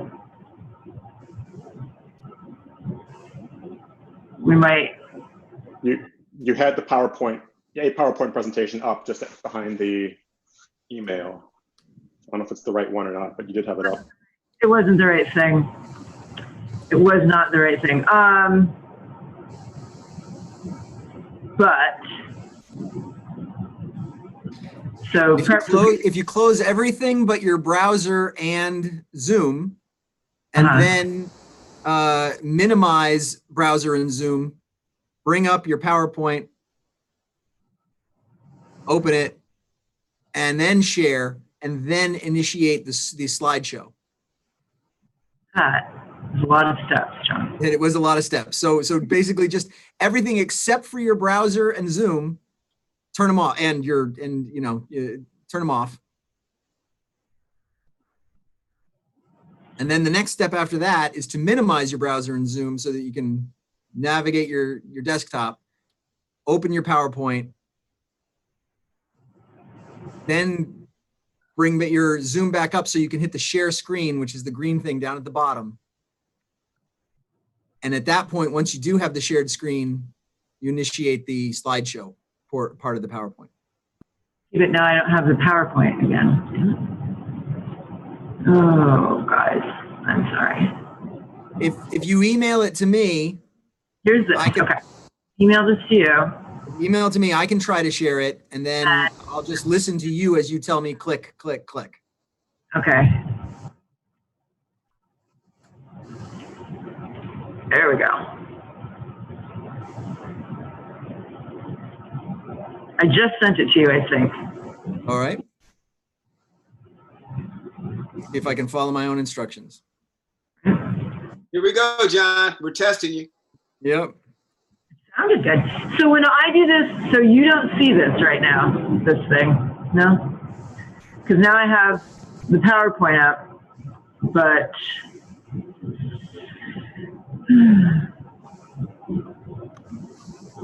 When you say share screen, does it bring up a window that allows you to select which screen you want to share? it does, except that the one I want to share is not on there. Oh, wait a minute. Oh, whoa, hey. Did you do that, Tom? Yes, I did. Awesome. Because I just found it. I was like, wait a minute, there it is. And before I got to click, you found it. But who cares? Who found it? So I just need to listen to you tell me when to click through it, etc.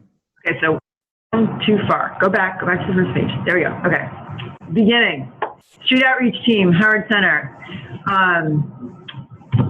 We are well, go to the next one. That's just the beginning, who we are, names of the people. So what does street outreach do? We are a group of 4 outreach workers. We are primarily based in the downtown area for reasons that I'll explain in a bit. But we do respond to calls citywide. We operate 7 days a week. Monday through Friday, we are 8 to 5:30, and Saturday and Sunday, we're 12 to 7:30. In FY19, we had about 5,000 contacts with roughly 750 unduplicated individuals. So we see a lot of people across a pretty big cross section, socioeconomically, race-wise, homeless, substance use, mental illness. It just runs the gamut. Next, John. So I'm going to just tell you a little bit, because people always ask us, what do we do? And we kind of go wherever the day takes us. There's not like a set day. We never really know what we're going to do from one day to the next, because we are kind of like the police, just responding to whatever comes up. But generally, I would say our daily activities would be to maintain a presence in the downtown area. And that's because that's where a lot of people who are in need of social services would congregate. Plus, it's a public, safe space. So a lot of people who do feel marginalized and don't have anywhere else to go, that's where they choose to congregate. So we try to be down there so that we can be readily available if anyone has a question or a need. We maintain relationships with people ongoing over the years. There's some, I've been here for almost 20 years. And there are some people that I've known that entire time. People that we've just kind of seen and supported throughout the stages of their lives. We check in with clients. We try to kind of know what things look like for them on a good day and a bad day. We monitor in a sense that we want to be able to be there to support them quickly if things start to go poorly for them, so that we can hopefully catch them before they fall too badly. And then after having done all that, we try, so we don't have housing. I don't have case management. I'm not a therapist. But what we have is information, and we have relationships with other providers, and we try to be like an informational warehouse of who's got how many beds, what are the requirements for this now, what's open over here, what has this person tried before, what works for them, what doesn't. So then we just try to connect people to the correct services, and do a fair amount of, it's not really just sort of like, and here's this store, and there you go. But we try to do like kind of warm handoffs, make sure that people, where we have relationships with the services that we're connecting them to, we try to facilitate that relationship so that the person feels safe going there. A lot of the folks that we work with are extremely mistrustful, and oftentimes rightly so, of services. They just don't want to become part of any kind of system. They don't want to be tagged or labeled or locked up or any of that. And so we do the best we can to make sure that they feel like they're landing in a safe space. Most of what we do is a lot of referral work. We made 800 different referrals to different area services last year. We do a lot of work in conjunction with other area providers to coordinate connecting clients with the services. We had about 500 service coordination interactions last year. And we also just consult with a lot of other folks, like a lot of providers who may have a client who says, you know, this person, they don't fit here, they don't fit there. You know, what do you think about what would be a next step for them, what's available? Or people might consult with us about kind of like clients that we have in common. A lot of people who are on the street are connected to services. And so we try to help them stay connected with those services. During COVID, we did a lot of that, a lot of helping people stay connected with their case managers who were not allowed to go out into the community, making sure people got to their medical appointments, just trying to keep people who have finally reached out still in the loop. Then we also consult with community members, clients themselves, merchants, police, just to see what's going on, what the environment looks like, where they are, if there are any people that might be in need of services that wouldn't necessarily reach out for them. We'll try to ask for kind of an introduction so that we can reach out to them, maybe make a relationship, try to help them get connected to things. Oops, I think, oh no, nope, go ahead. So that's sort of like, if nothing's going on, those are the things I would do any day of the week, like Monday through Friday. So then next. So then regular activities, things that just generally kind of come up for us. And I touched on this before. We try to be aware of what a person's, what a good day looks like for them and what it looks like when somebody's starting to struggle. And we try to support people so that they don't reach the level of crisis. We also try to be really ready so that if somebody does reach a crisis level, that it can be met with quickly so that it's less traumatic for them. It doesn't have to be played out in public. It's not a long, scarring, you know, things happen in the middle of the process.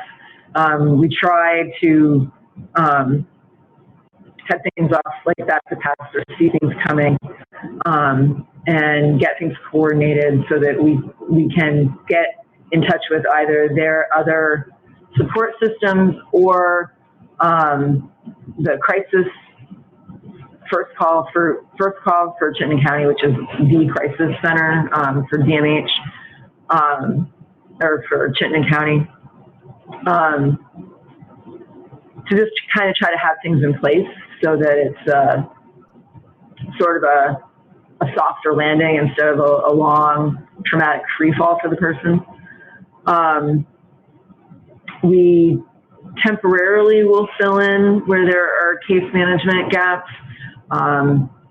Like I said, for example, this year with COVID, some of my team members have done a lot of work just in making sure that people are able to get to their medical appointments, following up, helping them follow up with just basic benefits, making sure that they are able to talk to their housing coordinators, things like that.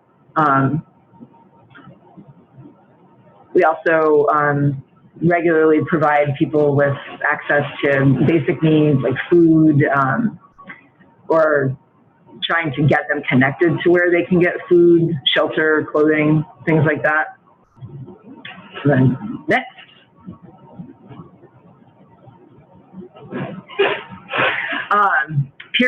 So our periodic activities, things that we might do, you know, several times a month. Transportation, not so much during COVID since the buses are free. And unfortunately, not so much since there is no Greyhound in Vermont right now. But transportation and access to transportation is generally a real barrier for the folks that we work with. And that means, you know, people missing out on their medical appointments, people not being able to get to substance use treatment, not even something as simple as not being able to get to like area substance use treatment, like Chittenden Clinic, trying to see apartments, job interviews, grocery shopping, all of those kinds of things. So we will try to help either do that pre-COVID, we can't so much now, or provide financial assistance. We have a limited amount of funds to help people for things like that and for things like IDs, because I don't know how familiar you are with how important and how hard it is to get an ID if you don't have an ID. You can't get a hotel room, you can't travel, and if you don't have an address, it's really hard to get the documentation that you need to get the ID. So we spend a lot of time with people on that. Medication copays, helping people track down their prescriptions, which is a very frustrating process for me, myself. I can't imagine what it's like for somebody who's living on the street. So those are kinds of the things that we, if nothing was going on, those would be the things that we would just do in our normal day. The kinds of calls that people might reach out to us for, or stop us on the street and say, hey, can you help me with this? Or we might start talking with somebody and realize that there's a need. So when I say like there's nothing going on, what do I mean by that? Usually nothing going on means that we haven't gotten a call from the police. They are really one of our primary referral sources. We get about 8 to 9 calls from them per week about people who are either just in need of assistance or in a crisis. So we move on to the next one. So Wenda Street Outreach collaborate with, whoops, you went too far. Wenda Street Outreach collaborate, stop that, with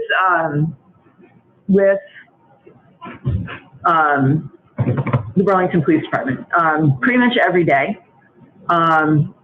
There are a variety of, and I'll tell you, it started because we were downtown, our program was downtown, and we were trying to connect with individuals who were struggling, and a lot of times, you know, they would go into crisis on the street, and we just found that it was a lot more efficient and a lot easier if we could work with the police within HIPAA to create a response around behaviors with the police in tandem, so that it wasn't this sort of like we're trying to do one thing and they're trying to do another, and then we're at cross purposes.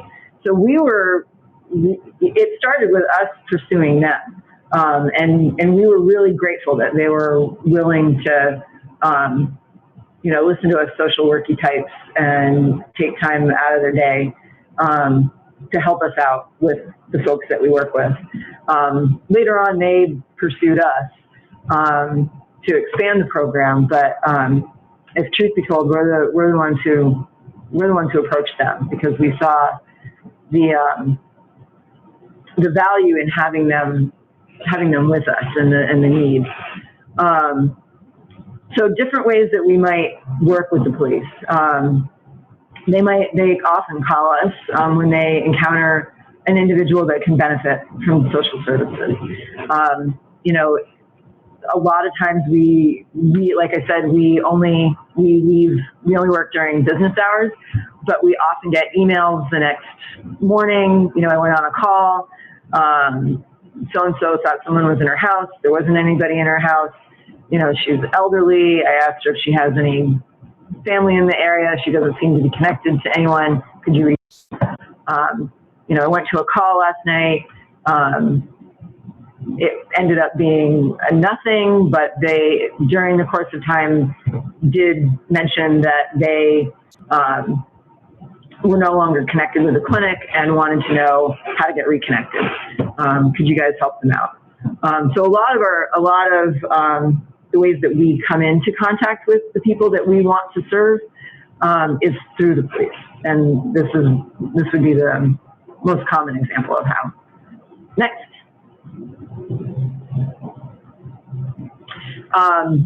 But sometimes a fair amount of times we need to call the police.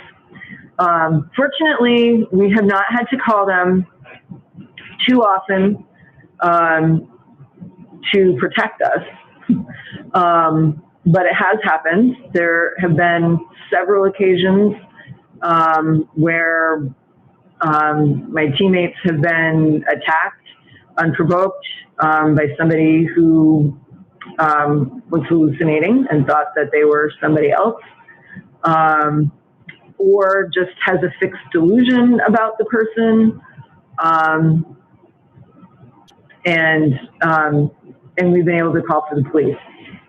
And of course, we can do that like any community member, but I have to say that knowing that we have the ability to make that phone call and have a quick response allows us to be able to confidently do our job. We are more apt to go down the alleyway to see, to check to see, I think I saw somebody there. We're more likely to approach someone who is escalated or who might get escalated if we know that we can get help relatively quick.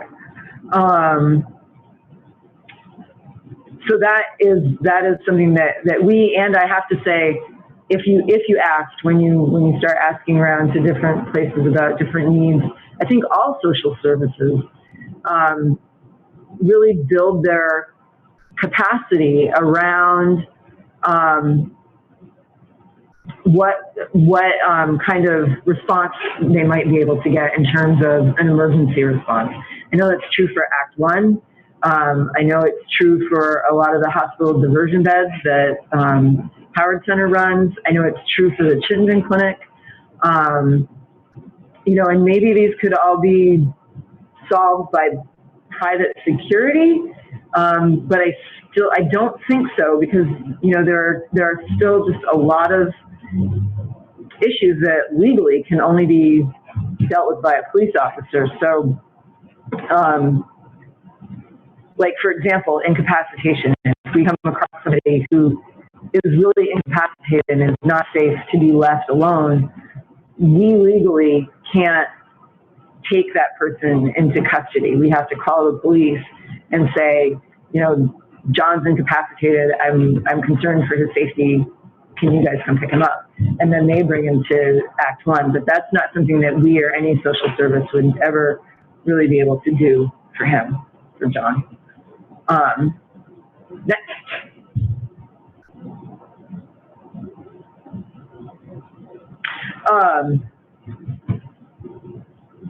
Well, this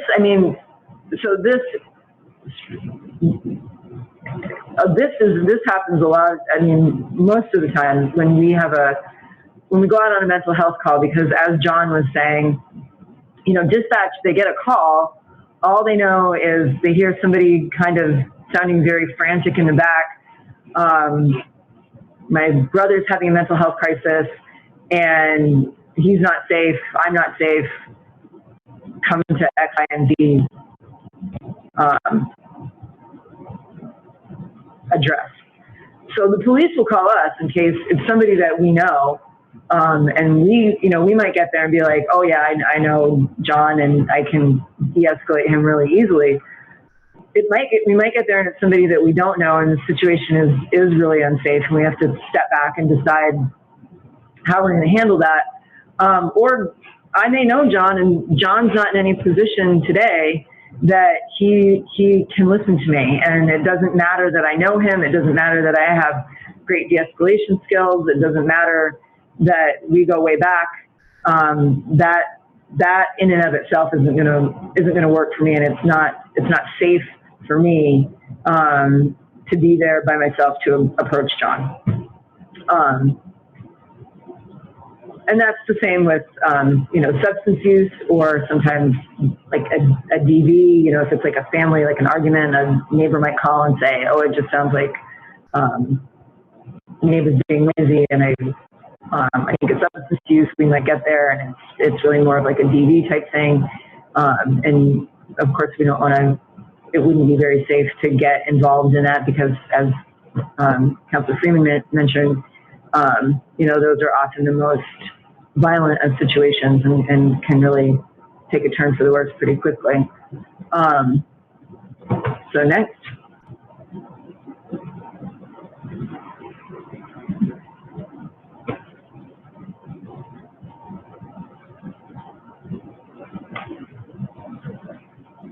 Nothing's happening, John. I thought I moved it. Is this the one? No, there we go. No, wait a minute. I think you've double moved. You skipped one ahead. Yes, there we go. A lot of times, what happens is it's just really unclear. It's a call that somebody just called. We don't have a name. Dispatch gets a call from somebody who doesn't want to be involved, but they say there's a person disrobing on a green belt, and they keep lying down and standing up, and I just think they need help. So dispatch gets that call, and they'll call us instead of just sending us, because we don't know what that is. We don't know if that's substance use. We don't know if the person's going to need to be incapacitated. We don't know if it's just mental health. Oftentimes, what we will do, because we have a good relationship with a lot of the officers, is, we'll just kind of stand back and see what's going on. And if it looks like it's something that we can approach first, like, hey, and see if they'll talk to us, then we'll start talking. A lot of times I'm jumping ahead here, but a lot of times people will go right to the police officer to tell them what their issue is. And so then the officer has to kind of move it over onto us. But a lot of times things just really are not clear or even accurately presented when they come in through dispatch. So we have to go together to figure it out. Next. And then this one's actually really, really common. A lot of times it is an actual mental health call. It might even be somebody that we know, and we know that they have a major mental illness, and maybe the dispatcher's known them for years, and they've known that too. But maybe because they are fearful of being hospitalized, or having something bad happen to them, like being forced into a treatment program, or not forced into a treatment program, but having to admit that they're not sober, maybe there's some court thing going on.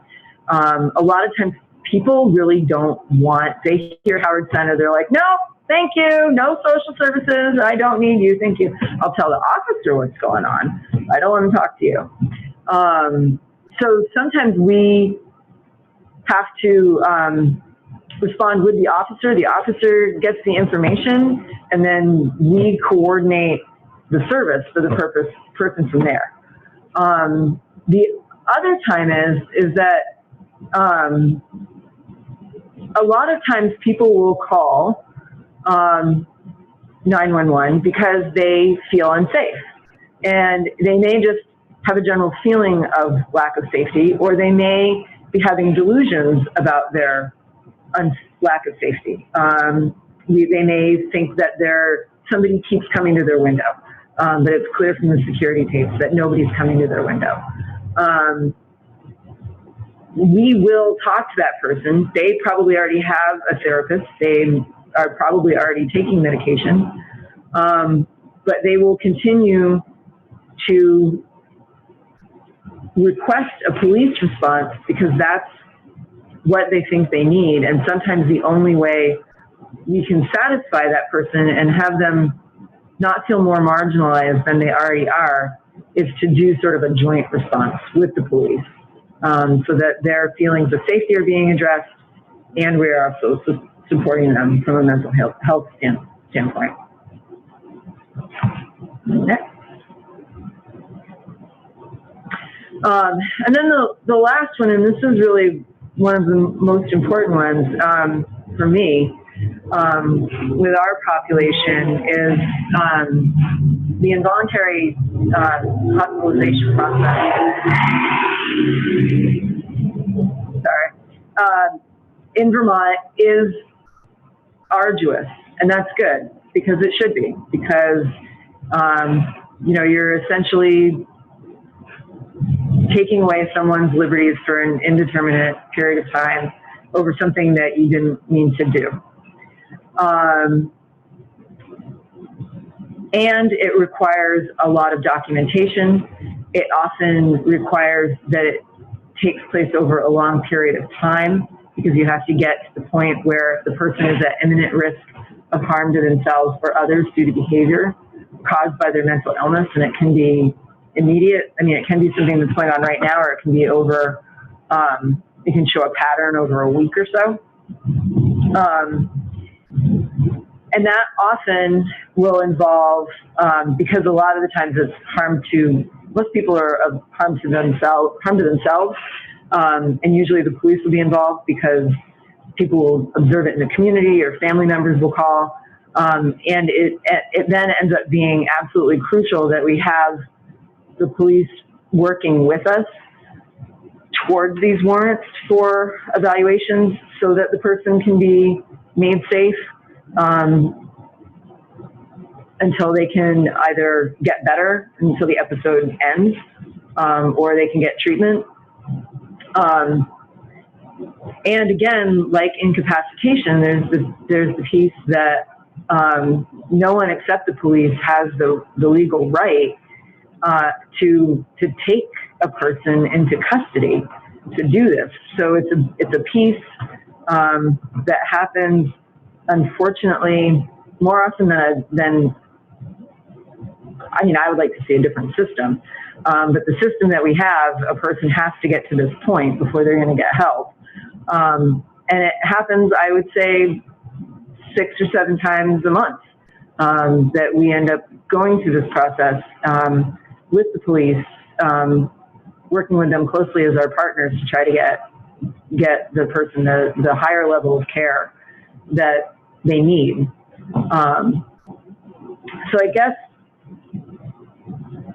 I think sort of the 2 takeaways that I'd like for you guys to have, the 2 things that I'd really like to impart, is that, the bulk of our work, the everyday stuff, the walking around, the checking in with folks, we can do that without police. As long as the downtown is still safe enough. And I think that's the earlier question about what does safety mean and what does it look like for everyone. As long as it's still safe enough for social workers and marginalized individuals to be downtown, we can do that without them. But then there are other times that we really rely on them being there as our partner to either give us referrals, to people that we wouldn't otherwise meet, who need assistance, who wouldn't reach out. For example, I went to a motor vehicle accident. I was like, why are they calling me to a motor vehicle accident? What does that have to do with mental health?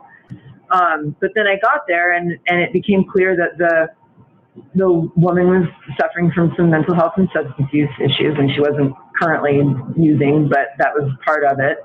And the officer had talked to her and realized that her losing her car meant she was going to lose a job, which meant she was going to lose her housing.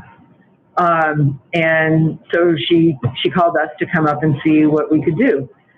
The woman had been hospitalized before. She wanted nothing to do with mental health. She wanted to do with social services. She didn't want to talk to me. So the officers stayed for about a half an hour and just asked her questions and then got answers through me and stood with us for a while. Sorry. So just to flag, it's been about 20 minutes, so it'd be great if... We're wrapping up? That's what I'm doing. I didn't know how long did I have? No one told me. I don't think that we put a time limit on it, which is why I didn't... Oh, okay. Well, it's just about done. So that's perfect. So anyway, the officer was able to transfer that trust to me. And then we were able to help her, get her to shelter, hopefully get her, back on her feet again. And I think that if I appreciate everything that you guys are trying to do, and I think that what you are trying to do is really necessary. I just really ask you to be careful about the balance, because there's a tipping point.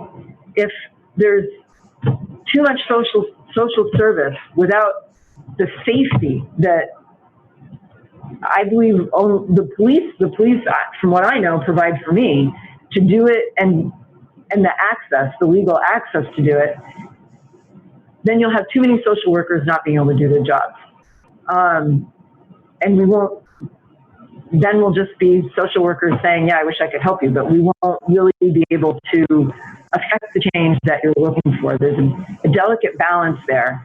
And I would just hope that you guys are, well, I'm assuming that you will be just careful to make sure that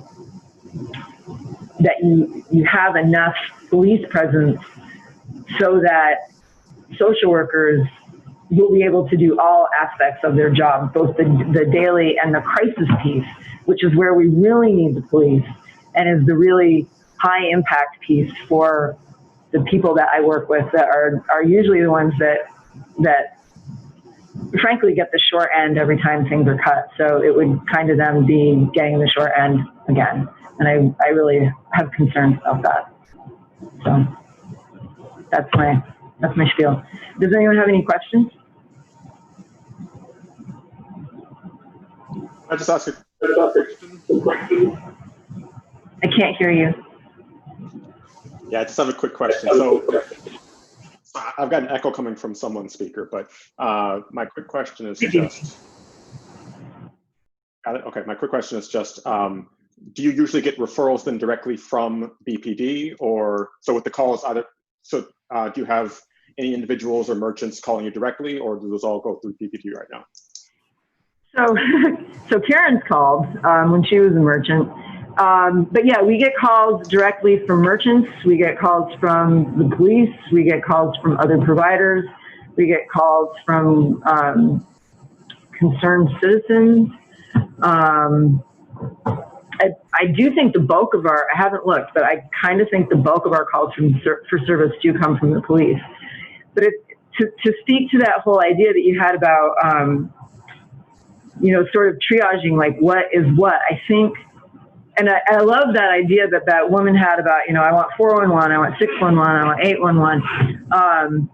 The problem is that everything is usually more complicated than that. Like every individual usually isn't just suffering from mental illness or just suffering from substance abuse or just suffering from homelessness, as if one of those weren't enough. It's usually a mix of like a bunch of different things.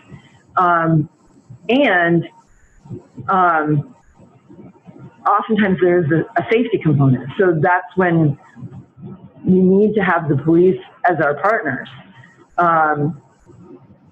So that's right. I think there's a lot of things that are really exciting, but I worry that the complexity and the nuance of some of the situations might get lost or not be seen, not be realized. And then instead of actually providing a better service, some people will find themselves underserved. I have a quick follow-up question. Yeah. So currently, is that So for those referrals, are those kind of at the discretion of the responding officer, or do you get any calls directly from dispatch that don't involve a police presence otherwise? Oh. So dispatch will call you directly without having a police presence involved, other police presence involved. Oh, yeah. Thank you. Do I pick the order? Who's in charge of that? Mariah. Go ahead, Franklin. Well, I just want to be. I think somebody else needs to mute their mic, but I just want to say a couple things. This is like really exciting to see you present. Tammy and I had a similar conversation when I first got elected. And I'll just point out a couple of things that I very clearly remember from that conversation, which would go to the question that I'd want to ask you, which is like, if you could design your program today, you know, and budget wasn't an issue or personnel or whatever, what would that look like? I think we're all here. You've answered a lot of the questions that we asked at the beginning when we were talking about the scope of and how and what could we do. And I think you're saying something like we need the police, we need them to be with us. And, you know, at some point recently, this debate became about like us versus them, or police or for or against. And I think what you're showing here is that it's really very gray, and you rely on each other, you work in tandem. And, you know, what a lot of people don't know is that Tammy's program is for people. It's business hours. It used to be 8. They used to have more people weekends and nights, which, as you can imagine, a lot of the crisis calls come, you know, for police, especially late hours. And so it would be helpful to expand that program at a minimum to 8. And that's what we were talking about a year ago. I think now that there's been so much change, I'd like to see, you know, your efforts, I would say, threefold, you know, something like 15, and have you doing the same work you're doing at the core on North Street, you know, at the Letty Park encampments, you know, wherever people are calling, and still continue working with the police, because they are a great resource for you as to what's going on. So I just want to say this is really exciting, and you're doing exactly what I think a lot of us had in mind. And, you know, it's really, when I've seen you guys on Church Street, it's sort of like art, because you guys are so good with people that you can be good with, you know, like you said, like you can't control, you're only one side of the equation. But it's just really cool to see you guys like approach somebody and kind of like help them out and like work with them. And then like all of a sudden, and it's the same with a police officer, you know, when a police officer handles a situation the right way, it's cool to watch. And so thank you. Great. Go ahead, Perry. Thank you. Hi, Tammy. Thank you for your presentation. I had some questions because when I think a lot about the recent organizing that's been going on across the country with the Defund the Police campaign and Invest in Our Communities campaign from Black Lives Matter, sorry, I lost my train of thought. Wait, I definitely wrote it down.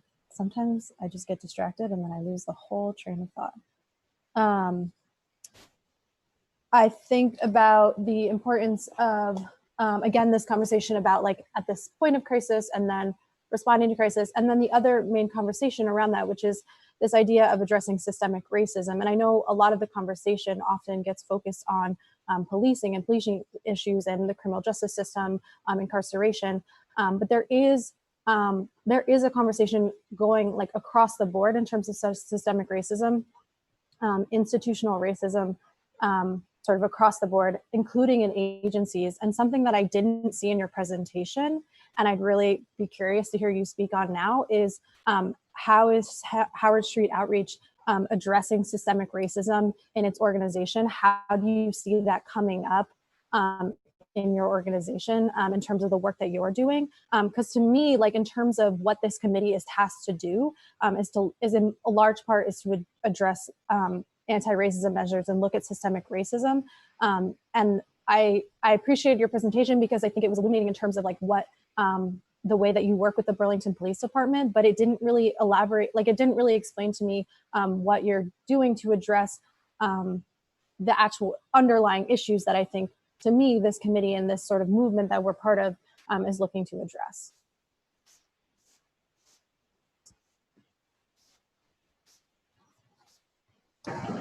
There we go. So I think to the extent that we are trying to make sure that everybody has access to healthcare, to housing opportunities, to mental health, to food, to all of the different places that we refer people to. I guess that would be what we're doing to address systemic racism. I know that, through Howard Center, there have been many conversations about the agency in general, taking a look at its policies and hiring practices. A lot of conversations about just looking at the world, I suppose, through a different lens of, what does it mean to be a culture of white supremacy, where being white has been valued as sort of a supreme thing, and what does that look like for people who are not, and how can we use that to inform our work. I'm not sure that street outreach, other than we are trying to connect people to social services, I don't know that we are actually a vehicle. Well, I guess I would ask for suggestions on how would we be a vehicle to combat systemic racism. I mean, can I? I have a few questions. Sorry, I think it's echoing a bit. So I have a few follow-up questions to that. I think in terms of like a practical question, which is like BPD and several police departments have been audited or had to sort of report back statistics. So we saw the data that came out in terms of stops being high racial disparity in that. We saw arrests, the new data and that. And so I'm wondering if Howard Street Outreach is capturing that data, because I think that would be a good metric to look at issues of, for your, like whether you're looking at not specifically through obviously stops or arrests, but finding ways to capture data that indicate like whether you're the people that you're providing services to based on gender, race, and different demographics are receiving the same quality of service and same sort of care, and it's not racially biased or biased by gender or by class or these sorts of things. And I don't know exactly how that data would be captured, but I think that we do. Yeah, we do collect data on demographics, and we used to, but this back in the day, we would kind of guess, like 10, 15 years ago, we would guess what gender, what race we thought the person was. And then just philosophically, we sort of realized that it wasn't for us to guess. And it's not something that we don't do intakes. There's no formal intake process. So it's not like we're sitting down and we ever have a moment where we say, what is your birthday? And, what's your social security number? And, how do you identify? What are your personal pronouns? We meet people very informally. So these things will come up or they won't. So it's very rare that I would ask somebody, what race are you or what gender are you? I often don't know exactly what age a person is. The only time I would ask those sorts of questions is if we were trying to determine if they were interested in a resource that had eligibility requirements or exclusions. Then we would sort of dig down into that. But we found that in order to just be that in providing service for the person, a lot of times those questions didn't really matter. and didn't really seem respectful, and sort of seemed like an invasion of a person's privacy who has to live in a public space. So we try to be as mindful of that as possible.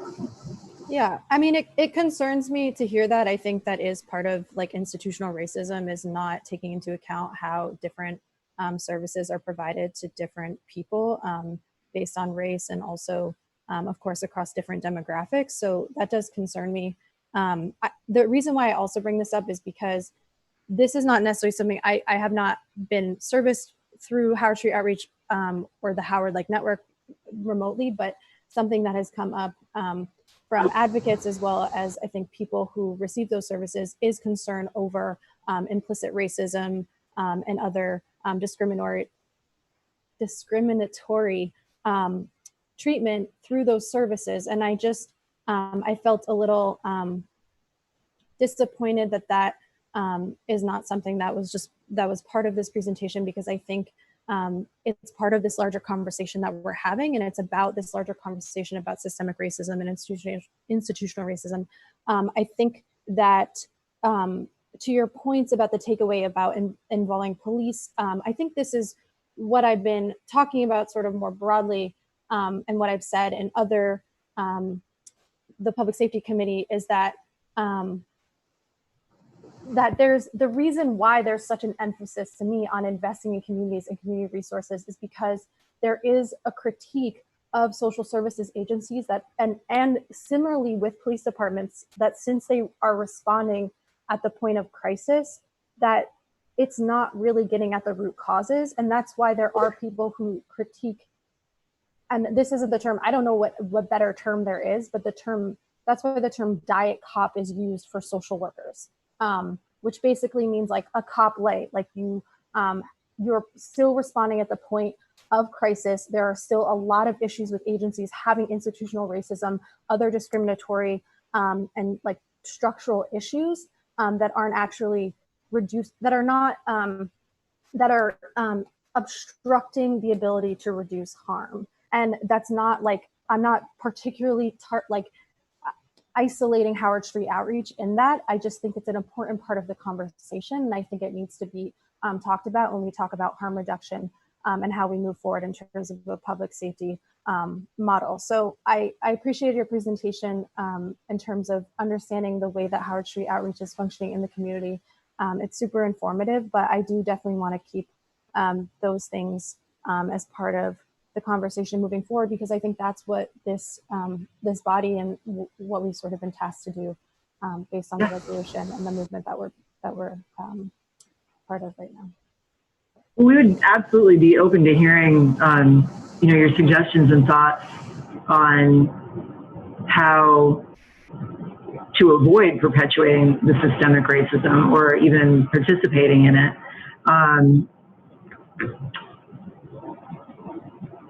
I mean, I don't know if I'm hearing you clearly. So you think you would find it helpful if we actually did inquire as to what people's races are? I'm not saying that there's, I don't think that, I think there are ways to do that in which, as you're saying, could be seen as like forcing someone to do that or doing it in a way that makes them uncomfortable. Yeah. But I think being able to capture that data could be helpful. I believe that Chief Murad, correct me if I'm wrong, does the way that the Burlington Police Department does it is to, you don't ask folks, right? The officer takes records a demographic, or do you ask folks? We go based on what is on official government documentation, if we possess or have access to that government documentation, or it is for example, explicitly for certain kinds of interactions, it's the officer's determination. Or and part of that too is if an individual volunteers his or her identity in any way, or their identity, for example, then we're going to use that. That goes for gender, for race, for name, but we will also default to any government identification that exists for those categories as well. And yeah, I'm not expert in. But Howard doesn't have the, I mean, officers ask for government identification if they have a justification to do so. For example, now you can ask for it, but you can't compel it unless you have a reason for that. Howard doesn't have that.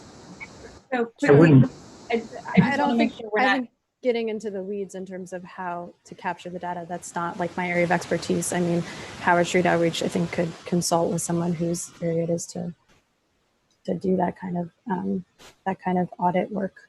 But I do think it would be useful, and I think it's part of the conversation to think about how those services are being provided and how we're addressing sort of systemic racism across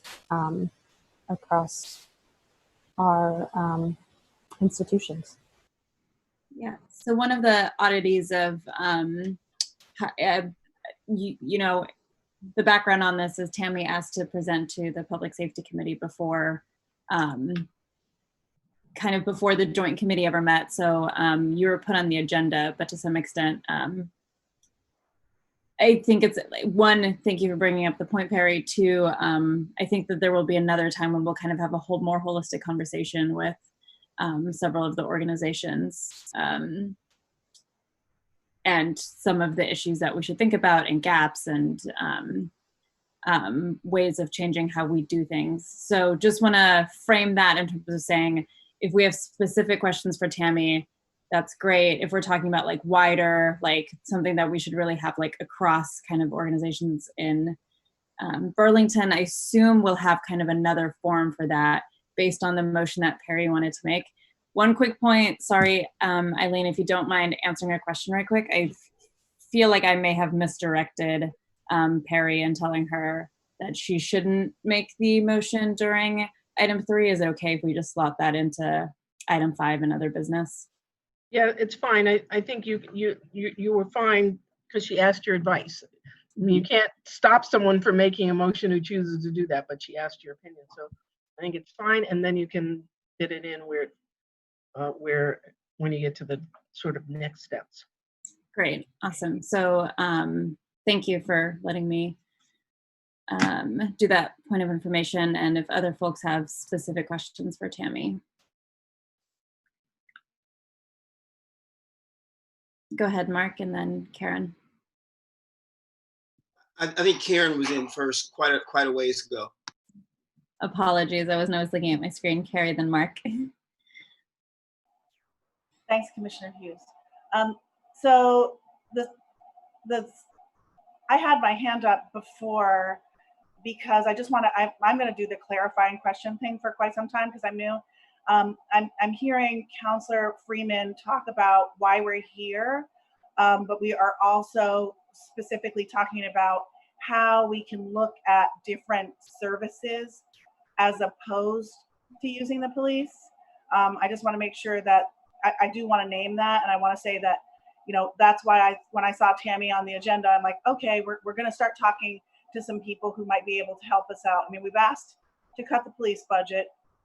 We've asked to, this resolution also is directly asking for cuts to the police department and to build infrastructure in the community to support the police without using as many officers. So I felt to that point, this was a good presentation and just another community resource.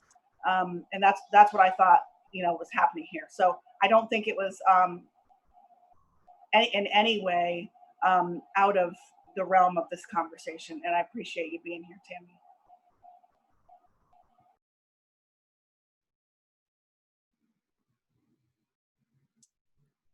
Great. Mark, did you have a comment or question? Yes, Madam Chair. I want to thank Tammy for coming in with the presentation. I want to also just kind of head off some of the assertions and some of the conclusions that are being drawn from the conversations, because I happen to be of the opinion that the conversation is actually premature. I think that, you know, we've made it very clear in the course of this particular meeting that what we're going to be focusing on is interacting with the community and gathering some information, ascertaining data from the chief and getting ourselves moving down that path. I think that, again, I think that this conversation and many more like it will be appropriate. But I think that it is way off base for us to be going down this rabbit hole today, where we haven't really clearly even gotten our sea legs under us in terms of what we're going to be doing. So it is my opinion that, to say things like, let's expand the outreach or things to that of that nature in terms of drawing conclusions to any information that we draw from this particular conversation, I think is completely inappropriate. I would just urge the chair to steer the committee on path to make sure that we do what we said we were going to do, as opposed to creating a distraction by going down other paths this early in the process. I think we deserve that as a committee, and I believe the community deserves it as well. So thank you, Madam Chair. Thank you, Mark. Yeah, and I hope that was kind of my point on the other one, is I think this was a great data point. And I hadn't heard much about the outreach system, so I was glad to have the presentation, but I hope we don't try to make any decisions based on kind of one presentation, and that we do take a review, which includes... Yeah. No, go ahead. I just want to make one clarifying comment. So I asked to be able to present, not because I'm trying to stump for money or funding or whatever. I asked to be part of the conversation because I continuously saw in the media, and I don't know where it came from, if it came from anybody here or it was the media assuming things or what was going on, but I kept seeing, and they're going to have people like Street Outreach do X, Y, and Z. And I just know that a lot of people don't really understand what we do. A lot of people think we respond to, that we are the crisis service, that we are case managers, that we are housing retention people, that we have all these different things that we don't have. And so before, like you said, things went too far down a rabbit hole, I just wanted to, since we were named many times in the media, I just wanted to make sure that that you guys were able to make your decisions knowing what we do, how we work with the police, and just have information so that you could. Great. Sorry, so to finish my point, I don't, and to both answer you and to finish my point, I don't think anybody was like, I was one of, when you reached out, I was the one who told Councilor Freeman, oh, I think it'd be great if we put them on the agenda for the first day. So it wasn't, nothing of that. It was helpful for me to hear. I think it's just the assertion of, and that's a good point, Tammy. I understand the kind of the media thing. I think I'm just asking the commissioners to step back. Let's not make any decisions based on one data point. A very helpful data point. But that we do, I think we just decided earlier in the day that we would kind of look at this holistically, take our time, talk to the community, get all of the organizations involved. So I'm glad that you were part of the meeting today.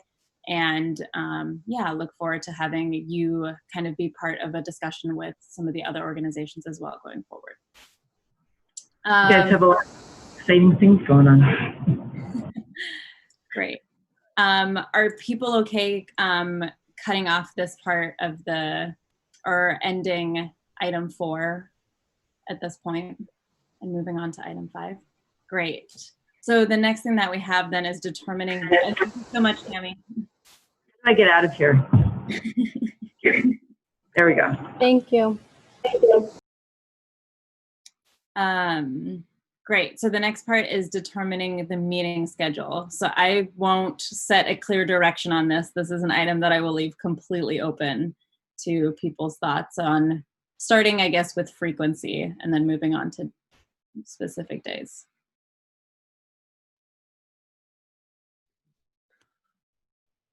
Go ahead, Jabu.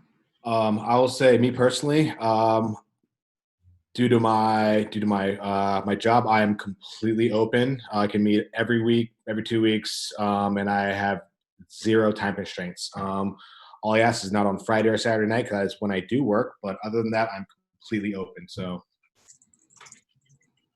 Great, thank you. I have a logistic. I have like a. Sorry. Go ahead, Mary. Are we?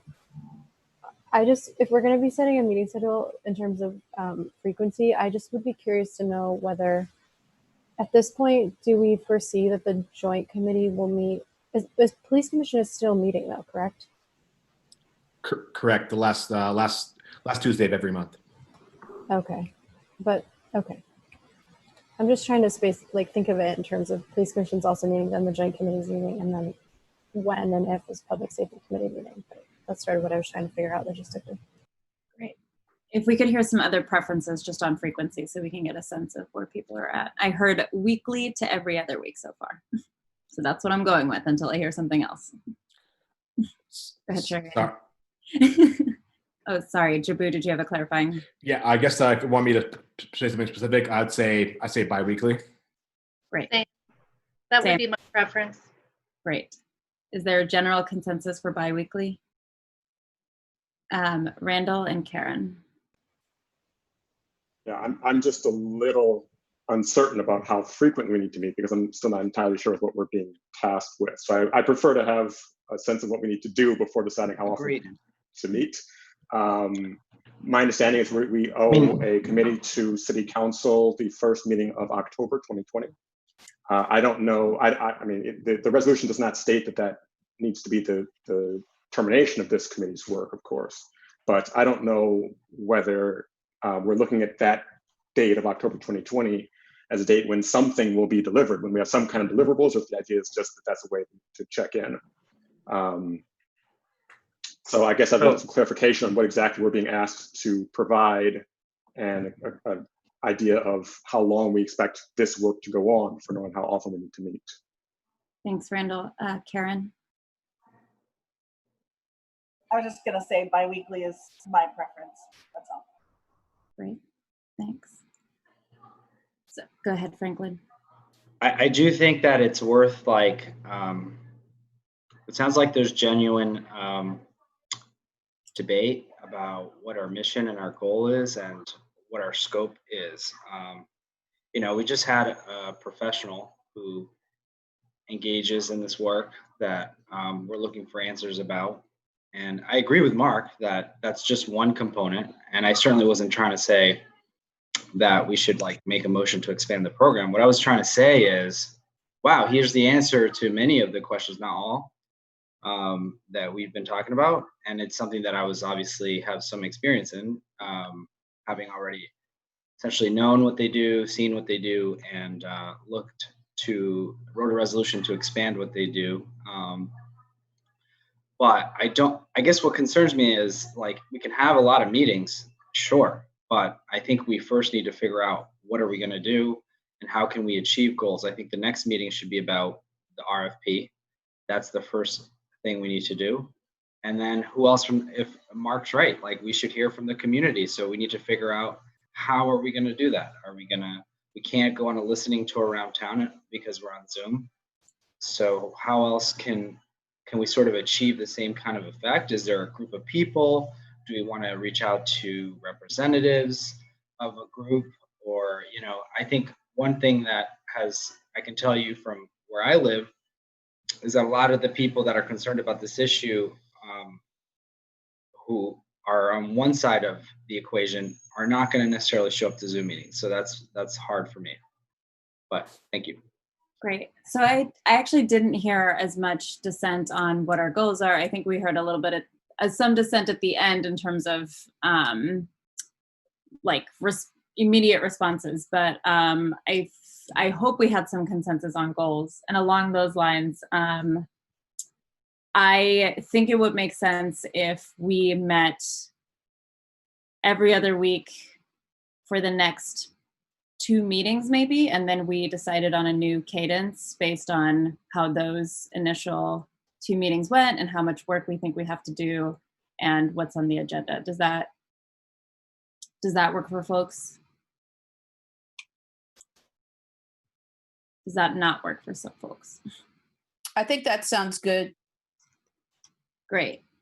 And then if I'm happy to try doing a doodle poll again, I feel like that's going to be a little bit more effective than trying to align everybody's schedules here. So I will send out something to that effect afterwards.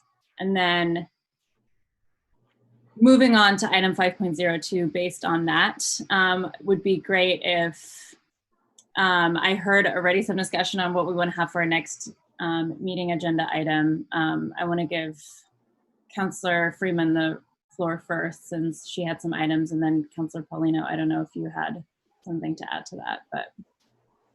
Thank you. The motion is to request that the administration make a draft of a RFP regarding a facilitator for a community engagement process, and to work with a consultant on a community engagement process.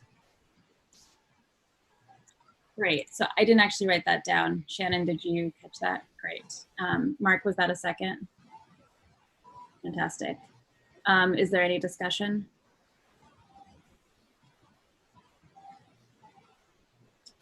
Seeing none, we'll go to a vote. All in favor, say aye. Aye. Aye. Aye. Aye. Any opposed? Great. That motion passes unanimously. I also want to reiterate, I think that we saw that we would like some reports from June and dispatch data just to be communications for the next agenda item. And then did anyone else have items that they would like to see on the agenda or other motions to make? Go ahead, Mark.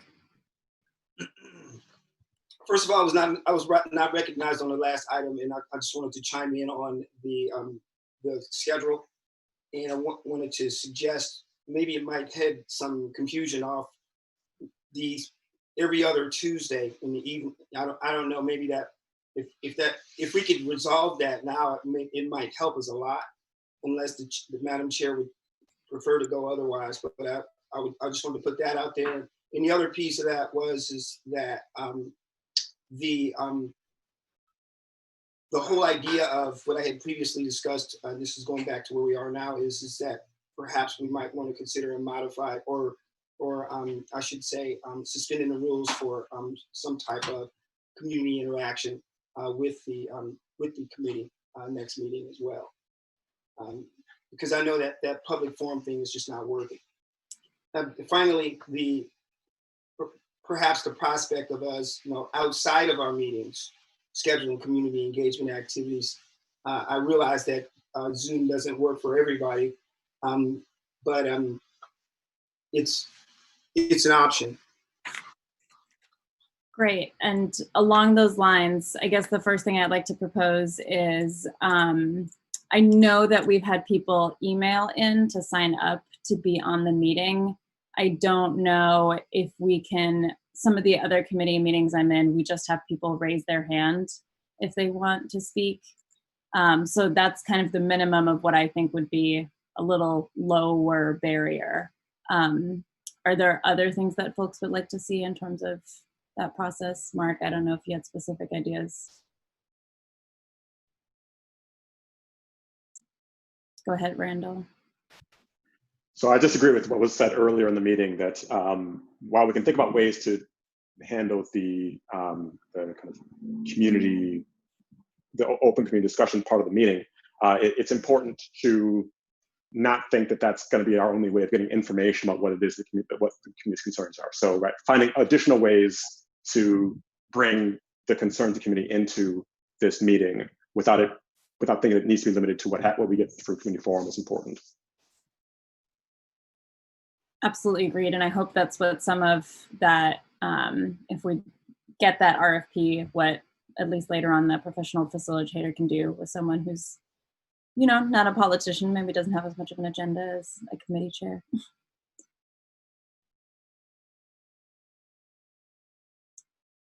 Any other suggestions on that or other things that people want to see on the agenda for next time. Go ahead, Mark, and then Franklin. I may have spaced out, but John's going to come back with some stuff on next meeting as well. Is that right? Yes, I've been asked for data with regard to primarily raw data from dispatch and information that was contained in a presentation that I made to the Public Safety Committee on August 4th. Yeah, and I'd be down for a presentation from John to actually deliver some information to us instead of just handing it off since we're in a meeting. I think that might be actually productive. I'm at your service, whatever it is that the chair, Madam Chair, what you want. Yeah, I think the call data, the presentation on the call data that you originally gave the council, and some of the data on the mental health calls that you had yesterday. I would prefer not to go through the hour by hour schedule again. I think if folks are interested in seeing that, I'd ask them to go look at the public safety. But I think those 2 points of information were useful. Yeah, just a point of information. Unfortunately, I don't believe that Public Safety Committee meeting was recorded, so they can't see it there. I know. However, we're endeavoring to try to put something together that makes it available to those who would like to see it. We'd have to do it again, but we're working on that. But I understand very well that you don't want to sit through the whole thing. Lieutenant LeBrecq was awesome, but I get that you don't. I'm cognizant of the different time frame that we've got here. Great, thank you, Chief Murad. Great, then I am happy to discuss any other business. I feel okay about, Mark, I think I'm gonna overrule you on the determining a time verbally right now. I think with 9 people, that's just too much of it, but I will send that out just as soon as the meeting ends so folks can answer that in the next 24 hours. That would be helpful. Anything else? Then I would entertain a motion to adjourn. I take that as Mark moving the motion to adjourn and Karen seconding it. Great, so we are adjourned at 8:18 p.m. Well, do we get to vote or? Oh, what? You want to vote? All right, all in favor, please say Aye. Aye. Any opposed? That passes unanimously. Thank you so much, Randall. I think Randall's ready for a 5-hour executive session. Take care, Thank you, everyone. Have a great Have evening. a good night. Thank you. Bye. Bye. Thank you.